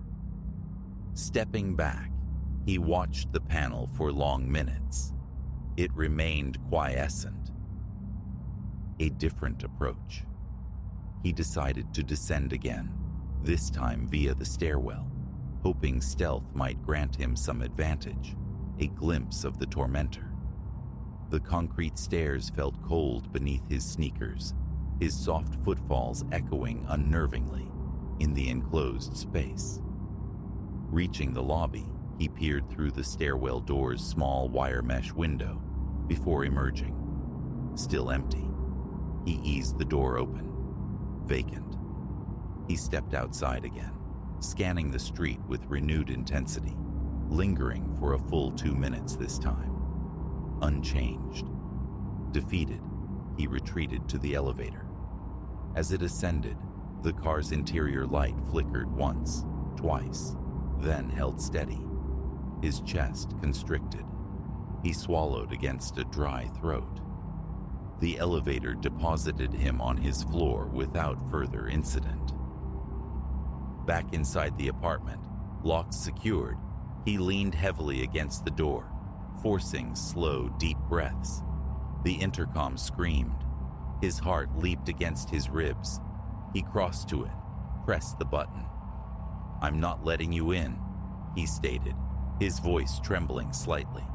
This time, no words came back. Instead, he heard breathing, slow, deliberate, rhythmic inhalations and exhalations transmitted through the speaker. He listened, finger frozen on the button, his hand shaking perceptibly. "What do you want?" he whispered. The breathing persisted for several seconds, then ceased abruptly. He released the button, waiting in the charged silence. He pressed it again. If you can hear me, just tell me who you are. Nothing. He let go. The intercom went quiet. He stared at the panel, mesmerized. Seconds stretched into minutes, each one marked by the frantic drumming of his own pulse. Then, it rang again. He nearly dropped the useless phone he still clutched. He jabbed the button, shouting, "Cut it out!" The voice returned. "Let me in." It sounded closer now, louder, imbued with an unnerving immediacy, as if the speaker were pressed directly against the external microphone. His muscles locked, jaw clenched tight. His legs felt stiff, unresponsive. Relaxation was impossible. Every nerve ending screamed alert. The thought of actually pressing the door release button sent a fresh wave of cold sweat down his spine. He began to pace the confines of his living room, his eyes constantly returning to the intercom panel, treating it like a venomous creature poised to strike. It remained quiet. He stood still, listening. After several minutes, it rang. He pressed the button. "Let me in." He didn't reply, just listened. The voice offered nothing more. No threats, no pleas, no explanations. Just the unwavering, monotonous demand. He struggled to regulate his breathing, a prickling sensation crawling up the back of his neck. His stomach felt like a knot of cold dread. Turning his back on the device, he refused to engage further. It rang again. He ignored it. It rang and rang and rang, the insistent summons hammering at his sanity. Teeth gritted, he stalked into the kitchen alcove, searching for the circuit breaker panel he knew was hidden behind a small door. He found it, flipped every single switch. The apartment plunged into absolute darkness. The refrigerator's hum died. The lamp extinguished. The TV went black. Silence descended, thick and complete, and the intercom rang again. He stood paralyzed in the blackness, illuminated only by the faint, ghostly streetlight filtering through the window. He moved slowly, cautiously, back to the panel on the wall. His hand trembled as he pressed the button. "There's no power," he rasped, his voice thin and shaky. "How are you still calling?" The voice, utterly unaffected, replied, "Let me in." He remained there in the dark, finger depressing the button, heart pounding a frantic tattoo against his ribs. He could see almost nothing, but felt the sweat tracing paths down his face, his shirt clinging to his skin. He licked dry lips, trying to marshal his thoughts, to find words. None came. Finally, he managed a single syllable, "No," and released the button. He stumbled towards the window, peering out into the unchanged void. Empty street, silent vigil. He stayed by the window for what felt like hours. The intercom buzzed sporadically a few more times. Each summons went unanswered. A profound weariness settled over him, his body heavy, limbs aching. Eventually, the ringing stopped altogether. The ensuing silence felt different now, vast, expectant. He waited in the darkness, his eyes slowly adjusting to the gloom. The intercom remained mute. He considered restoring the power, but found himself unable to move from his post. He simply stood, leaning against the cool wall, breathing, waiting for the next unknown.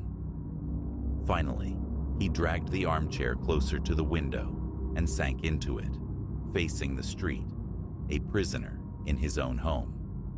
He watched until his eyes burned, until the first tentative gray fingers of dawn began to probe the eastern sky. Nothing changed outside. The voice offered no coda, no identity. It simply ceased its demand to be let in. But Silas never unlocked the door. He never saw a soul. And as the sun climbed, painting the empty street with pale light, the intercom remained blessedly, terrifyingly silent. He stayed vigilant long after, listening to the sounds of his own solitary breathing in the quiet apartment.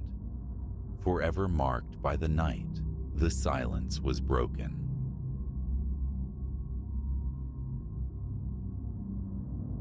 An ordinary looking glass had never prompted disquiet in me before, but the one salvaged from the antique dealer's dusty hoard possessed an undeniable strangeness. Its frame, a heavy confection of gilded swirls and Baroque flourishes, seemed to anchor it to the earth with unnatural weight. The proprietor, a taciturn man with eyes averted, offered no history, merely swaddled it in brown paper and accepted my currency, a transaction steeped in unspoken reluctance.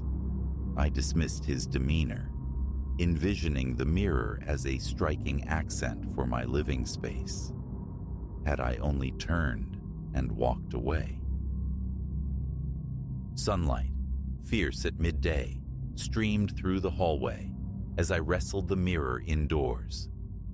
I recall the glass capturing the light queerly, refracting it with an almost oily shimmer, and the surface felt inexplicably warm beneath my fingertips. Propped against the wall near the entrance, awaiting judgment before the labor of hanging, it offered back my likeness. Mostly, my hair, my face, familiar territory. Yet, splashed across the shoulder of my reflected shirt, a dark stain bloomed where, in reality, the fabric lay immaculate. A pause, a frown. I blinked, looked down, then back up. The blemish vanished. My reflection stood pristine. A trick of the light, I reasoned. Perhaps a smudge invisible until angled just so. Fetching cleanser from the kitchen, I polished the glass until it gleamed, erasing the phantom imperfection. Through the afternoon, my path repeatedly intersected with the mirror's gaze. Each casual glance revealed a subtle anomaly, a flicker, a fractional hesitation, as if my reflection struggled to keep pace, lagging a heartbeat behind my actual movements. A frown creased my brow. Fatigue, surely. The long hours I kept often played tricks on the eyes. Resolved, I decided its permanent home would be the living room, poised above a demi-lune table flanking the window. Hanging it proved an exertion. Level, hammer, nail, the careful heft and settling onto the hook. Stepping back to appraise my handiwork, I surveyed the room from its center. The mirror faithfully duplicated the space behind me. The familiar sofa, the sweep of the curtains, the sentinel lamp in its corner. Except, behind my reflected self, a door stood ajar. The basement door. In the tangible world, that door remained firmly shut. Yet the mirror showed it cracked open, unveiling a sliver of profound darkness within. I spun around, heart quickening. The door was closed, solid, secure. Returning my gaze to the mirror, its reflection now concurred, the discrepancy resolved. A tremor ran through me, a nervous current prickling my arms. An optical illusion, I insisted silently, a bizarre angle catching the handle's gleam. I willed the unease away. Sleep proved elusive that night, punctuated by the soft groans and sighs of the house settling around me. Or perhaps not. Around the witching hour, thirst drew me kitchenward, but an undeniable pull guided my steps toward the living room. Flicking on the lamp cast meager light, painting my elongated shadow onto the floor, captured within the mirror's frame. I drew closer, leaning in until my face filled the glass. My eyes, bloodshot from wakefulness, stared back, but no spectral stain marred my shirt. No temporal stutter flickered at the periphery. Foolish, I chided myself, letting nerves get the better of me. As I turned to leave, a sound whispered from the mirror itself. Tapping. Faint, delicate, like fingernails brushing the other side of the glass. My pulse leaped. Stepping back sharply, I scanned the surface for cracks, for an insect trapped behind the silvering. Nothing. The glass remained flawless. My hand traced the ornate gilded frame, my own frantic heartbeat drumming against my fingertips. Silence descended once more. After long moments spent breathing raggedly in the charged air, I retreated to bed, though sleep remained a distant shore. The following day bled into exhaustion at my small office job, a world of documents and data entry demanding focus I couldn't muster. My thoughts kept snagging on the mirror, my eyes drifting to the clock, anticipating the return home with a knot of dread. Confiding in a colleague yielded only laughter, jokes about haunted houses and the quirks of antiquity. I forced a reciprocal chuckle, a hollow sound against the tension coiling within me. It wasn't mere imperfection. It was the behavior of the reflection, its unsettling deviations, the phantom stain, the errant door that gnawed at my composure. I submerged myself in work, trying to banish the images. Returning that evening, I paused at the threshold of the living room, observing the mirror from afar. It presented a placid scene: the room, the hallway beyond, the basement door resolutely closed. Furniture sat in its rightful place. Curtains hung open as I'd left them. A fragile sense of relief bloomed. Dinner consumed before the television, a quick shower. The mundane rituals felt like armor. Afterward, moving to extinguish the lamp, I stopped dead. The mirror. It didn't reflect me standing there, hand outstretched toward the switch. Instead, it showed the kitchen, and within that reflected space, me, moving about, stirring something on the stove, glancing towards the cupboards. My actual self stood frozen by the lamp, yet my doppelganger occupied another room, engaged in other tasks. The vision shattered in an instant, snapping back to a conventional reflection of my paralyzed form. I stumbled backward, colliding softly with the sofa, my heart a frantic drum against my ribs. My throat constricted, words failing to form. I could only stare, transfixed, waiting for the next impossible shift. Sweat beaded on my forehead. My hand fumbled for my phone. Call someone, anyone, witness this madness. But the thought of their disbelief, their easy dismissal, stayed my hand. Phone abandoned, I approached the mirror again, compelled. My palm pressed flat against the cool, unyielding glass. My reflected hand met mine, perfectly aligned. For that moment, nothing felt amiss. A ragged exhale escaped me. Switching off the lamp plunged the room into shadow, and I fled to the bedroom, leaving the mirror to its silent vigil, craving only the oblivion of sleep. Later, a soft rhythmic thudding roused me from uneasy slumber, faint yet insistent, like footfalls ascending a staircase. It emanated from the living room. Heart hammering anew, mouth instantly dry, I slid from bed. Hallway light flicked on. I stood just outside my bedroom door, listening. The thudding persisted. Goose flesh prickled my skin as I crept towards the living room's entrance. Reaching it, I saw the source of my dread confirmed. The basement door stood wide open. A door I never left unsecured, its sticky frame demanding a firm tug to operate. Now it gaped, exposing the Stygian descent to the storage below. My gaze involuntarily snapped to the mirror. It showed me, yes, but my reflection was turned away, facing the reflected basement door. A terrible divergence. My eyes darted between reality and reflection, the solid open door and its mirrored counterpart.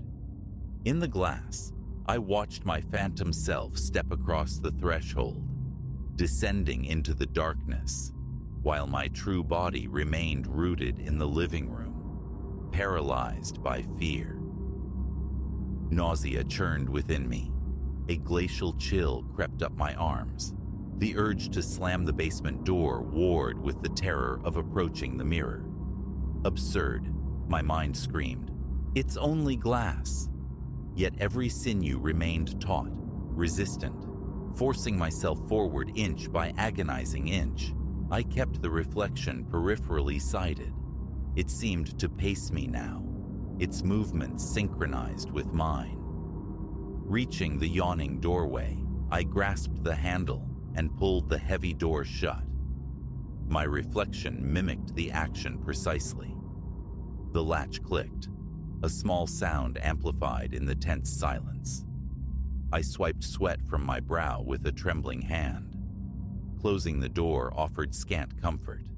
An unseen presence felt palpable, just beyond the wood, listening, waiting. Checking the mirror again, I saw my reflection standing before the closed basement door, accurate for a breath. Then, a flicker in the reflected background, a smudge of motion skittering across the hallway floor, utterly silent in the real world. I whirled around. The hallway stretched empty and still. Turning back to the mirror, the peripheral distortion was gone. Raw fear clawed at my throat. My breathing grew shallow, rapid. My pulse thundered in my ears. I scrambled back to my bedroom, locking the door behind me. Perched on the edge of the mattress, I fought to regulate my breathing, my fingers quivering uncontrollably. I strained my ears, listening for any further sound. Only the house's quiet breathing answered. Hours passed in a state of hypervigilant wakefulness, eyes fixed on the bedroom door. Eventually, exhaustion claimed me, dragging me into a fitful, unrestful state that was less sleep than surrender. Morning arrived, gray and unwelcome, bringing with it a steely resolve. The mirror had to go. Dressed, I marched into the living room, purpose hardening my steps, intending to wrench it from the wall and banish it to the garage. But confronted by its impassive surface, my courage faltered. My hand hovered near the gilded frame, recoiling from a palpable coldness radiating from the glass. My stomach clenched, fresh sweat broke out on my forehead. Defeated, I retreated, frustration a bitter taste in my mouth. In the kitchen, clutching a mug of coffee, I stared towards the living room entrance, my chest tight with apprehension.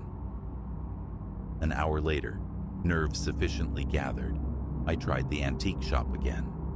Perhaps they knew something, anything, about the mirror's provenance. The line rang, unanswered. A second attempt yielded the same silence. Helplessness washed over me. Pacing the kitchen, my gaze kept straying to the mirror in the adjacent room. I feared looking too long, feared what new horror it might conjure, yet its presence felt immense, watchful, waiting. One final time, I forced myself to approach. My reflection stared back, pale, clad in work attire, eyes hollowed by sleeplessness. Reaching out with both hands, I braced them against the cool surface, feeling the tension vibrate in my arms. My head throbbed. I strained to lift the mirror from its hook, but it refused to yield, feeling impossibly heavier than before. anchored by some unseen force. Defeated again, I fetched a screwdriver, intending to pry the frame from the wall. The instant the metal tip slid behind the giltwood, a piercing screech erupted from the mirror, a sound like tortured metal, sharp and visceral. It startled me so badly I dropped the tool with a clatter. My heart leaped into my throat. Snatching the screwdriver, I backed away, shaking violently. Then came the tapping, the same soft, insistent rapping on the glass I'd heard in the night. Rhythmic, purposeful, as if someone on the other side sought entry, sought attention. My eyes locked onto my reflection. Its lips were moving, forming words I couldn't hear, a silent, frantic plea or summons. Nausea surged. I stumbled back another step, but the reflected figure remained pressed close to the glass, mouthing its voiceless message. A high whine filled my ears. My breathing hitched. My heart hammered against my ribs with painful intensity. Escape. The front door beckoned from behind me. I lunged for it, grabbing my coat, fumbling with my shoes, my gaze never fully leaving the mirror. Its reflection now showed the hallway behind me. But crucially, the front door within the glass remained stubbornly closed, even as the real door stood wide open before me. This final, blatant mismatch sent ice through my veins.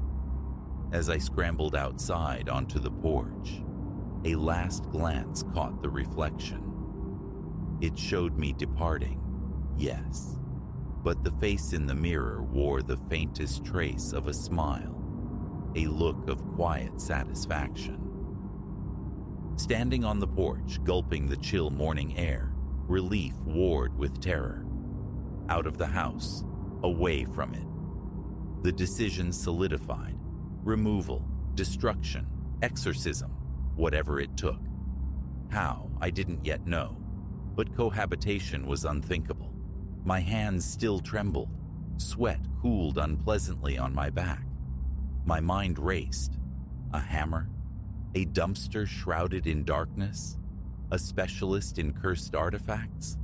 The options felt both ludicrous and terrifyingly necessary. I stood there until the shaking subsided enough to walk to my car. Driving aimlessly, trying to clear the fog of fear, I passed another antique shop, considered seeking counsel, but the imagined humiliation silenced me.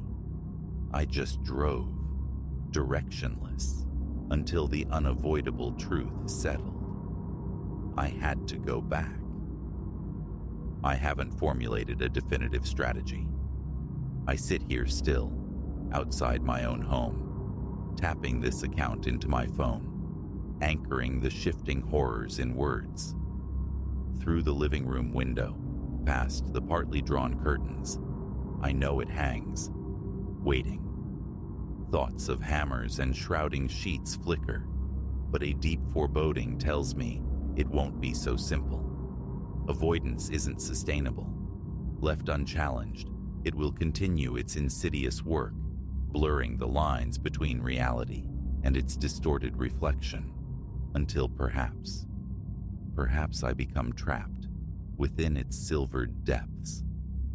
My heart pounds a frantic rhythm against my ribs, but I'm turning back towards the door. I have to confront it. I have to act before it claims my reflection entirely.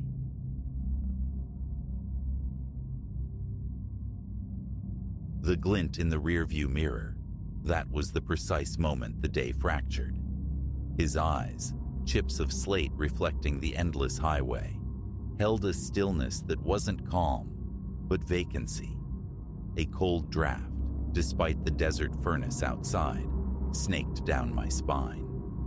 But the lock had clicked, the engine had rumbled to life, and the asphalt was already spooling away behind us. Trapped. Miles deep in nowhere, swallowed by his dust-caked pickup. It had dawned so promisingly. Maya and I, adrift in the vast sun-baked canvas of the Southwest, our journey a celebration etched onto the open road. 2 years we'd woven our lives together, and this 3-week escape in our sputtering, loyal sedan was the pause before the plunge back into the predictable currents of work and routine. Just us, the car, the horizon. Then, somewhere in the desolate heart of Nevada, the rhythm faltered. A metallic chatter, insistent and discordant, began beneath the hood. I cranked the radio, offered Maya a flimsy reassurance. Just road noise, probably. But optimism dissolved into acrid smoke billowing from the engine cowling. Cursing under my breath, I wrestled the car onto the gravel shoulder. Maya's apprehensive gaze followed me as I fumbled with the hood latch. A thick, choking cloud erupted, stinging my eyes and throat. Waving it away, I peered into the greasy chaos. No mechanic. Me. But the devastation was undeniable. A catastrophic rupture, slick black fluid coating everything. Leo, what is it? Maya stood beside me, her silhouette sharp against the blinding sky. I shook my head, the words catching. Engines shredded. We're not going anywhere. We scanned the shimmering emptiness. Nothing.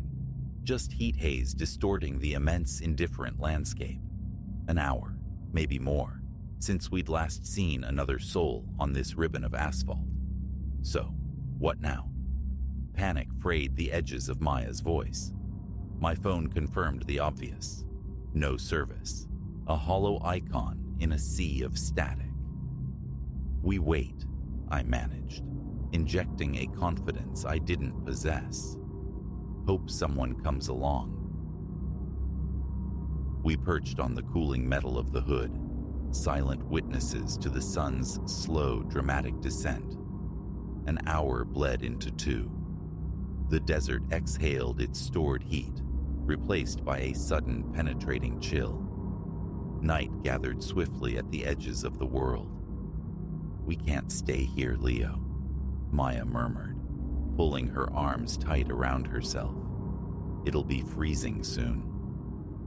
Just as I was contemplating a desperate hike towards a phantom signal, twin beams pierced the deepening twilight. Headlights approaching from the way we'd come. Relief surged, sharp and intoxicating. I scrambled off the hood, waving frantically. The pickup, an old battered machine caked in ochre dust, slowed and crunched to a halt ahead of us. The driver's door creaked open. A man unfolded himself, tall, sinewy, maybe 50-something. His face was tanned leather, etched by sun and wind, framed by a sparse, grizzled beard. He wore worn denim and a plaid flannel shirt, incongruous in the day's lingering warmth. Bit of trouble, folks? His voice was gravelly, carrying easily in the still air. Yeah, I nodded, gesturing towards our disabled car. Broke down. Been stuck a few hours now. He ambled over, squinted into the engine bay, and delivered the verdict with a slow shake of his head. She ain't movin' except on a flatbed. Nearest town's a good 60 miles back the way you came. My stomach plummeted. 60 miles. On foot? In the dark? Through this? Impossible. He seemed to anticipate my despair. Headin' that way myself. Can give you a lift if you need. I met Maya's eyes. Doubt flickered there, a primal caution against trusting strangers in desolate places. But the alternative, a night exposed to the elements, stranded, felt infinitely worse. What choice remained? That would be incredible, I said, relief warring with unease. Thank you. We retrieved our backpacks, the familiar weight suddenly feeling precarious, and climbed into the cab. The air inside was thick with stale cigarette smoke and another, less identifiable odor. He introduced himself as Silas, easing the truck back onto the highway. Initially, the conversation flowed easily enough, clipped questions about our travels, our origins.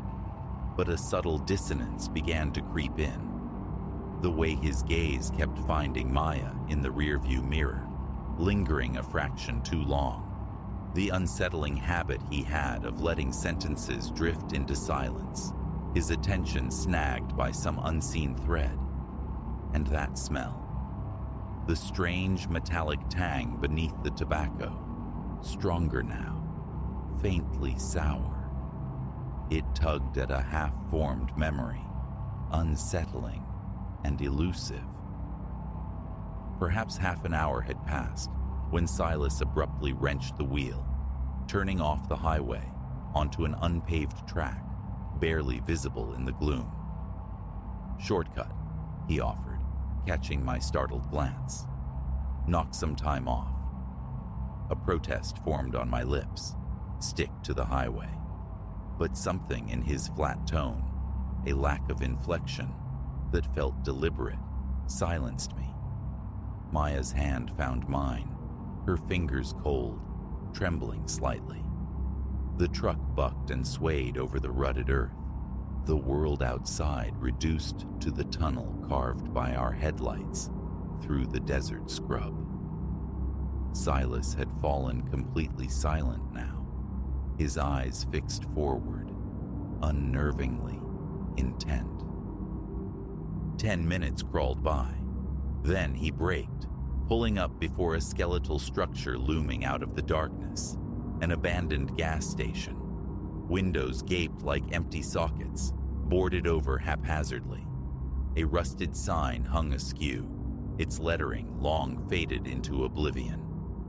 "Gotta take a leak," Silas announced, killing the engine. The sudden silence was immense, oppressive. "Be right back."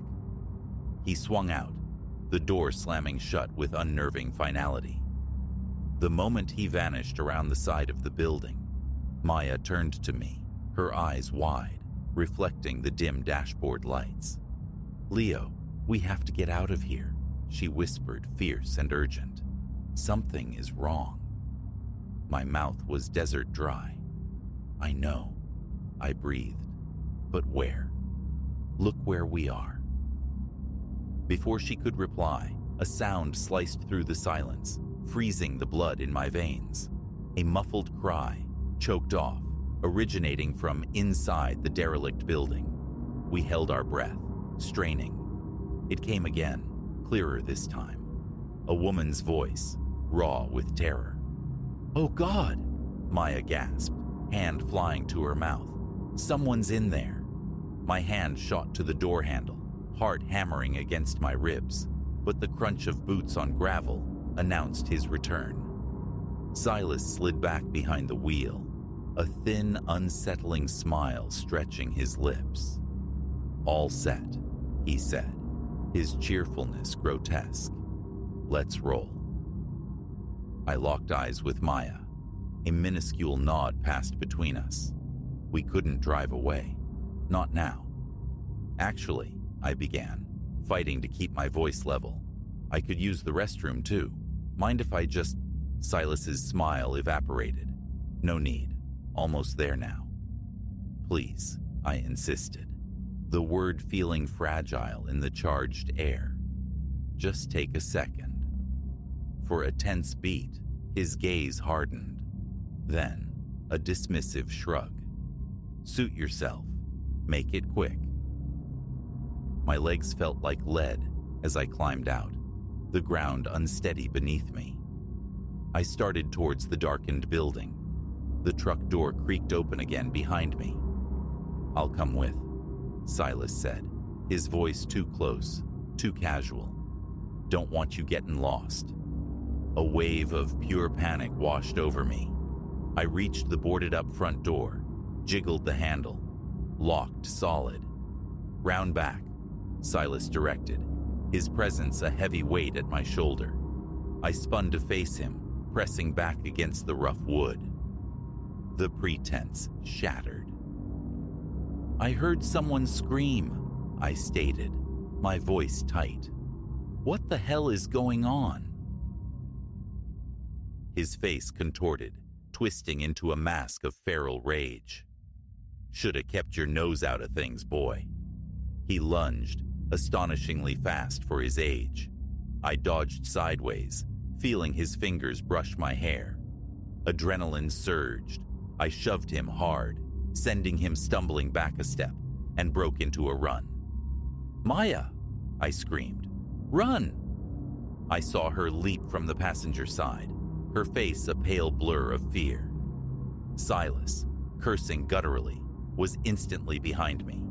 I reached Maya, grabbed her hand, and pulled her with me into the swallowing darkness of the desert. We ran blindly, tripping over unseen rocks, tearing through thorny brush. Behind us, the heavy sounds of pursuit, Silas crashing through the landscape, gaining ground.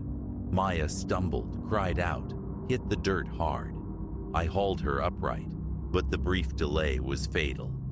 He hit me from behind like a freight train, driving the air from my lungs as we both went down.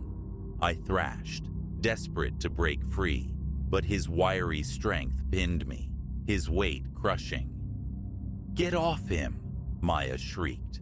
Through the dust and panic, I saw her snatch up a jagged rock, bringing it down with desperate force against the side of Silas's head. He grunted, a wet, animal sound, and rolled off me. I scrambled up, gasping, lungs burning. Silas was already pushing himself to his feet, blood darkening his temple. "You'll pay for that," he snarled, his voice thick with menace. His hand dipped into his pocket, emerging with something that glinted wickedly in the faint starlight. A knife. The blade seemed to drink the darkness as he advanced. Time warped, stretching into an agonizing crawl. My eyes darted around, searching for a weapon, anything. Then I saw it. A gleam of metal half buried in the sand nearby. A length of pipe, maybe rebar. As Silas lunged towards Maya, I dove for it. My fingers closed around cold, heavy steel. I swung, instinct taking over, putting all my weight behind it. A sickening, wet crunch echoed in the vast silence. Silas collapsed, utterly still. For a long moment, only the sound of our ragged breathing filled the night. He lay inert at our feet. A profound numbness settled over me, my mind refusing to grasp the reality of the last few minutes. Maya's voice, thin but steady, cut through the haze. "We need to go. Now." I nodded, the pipe still gripped tight in my trembling hand. "The gas station. Check inside." We approached the building warily. The back door was secured with a heavy padlock. Fueled by adrenaline and dread, I smashed it open with the pipe. The interior air was stale, thick with dust, and something else foul. We fumbled for a switch. Fluorescent tubes flickered erratically, buzzing to life, illuminating a scene dredged from nightmare. Cages lined the squalid room, and inside those cages, some horrors resist description, staining the mind forever. We got them out. Every last one. From an ancient landline phone coated in grime, we summoned the world back to this forgotten corner. Police cruisers, ambulances, eventually a swarm of federal agents descended, their flashing lights painting the desert in stark, repeating flashes of red and blue. They told us later, in hushed tones, about Silas, about the years he'd haunted these lonely stretches, about the darkness we'd inadvertently pierced. Heroes, they called us. But sleep offers no escape. I still see those vacant eyes, staring back from a dusty mirror. I still smell the cloying, metallic sourness on the air, and I wonder about the other roads, the other Silases lurking just beyond the reach of the headlights, waiting patiently for the next breakdown, the next weary traveler. Maya and I, we stick to the main roads now. Some paths, once taken, leave scars too deep to ever truly fade.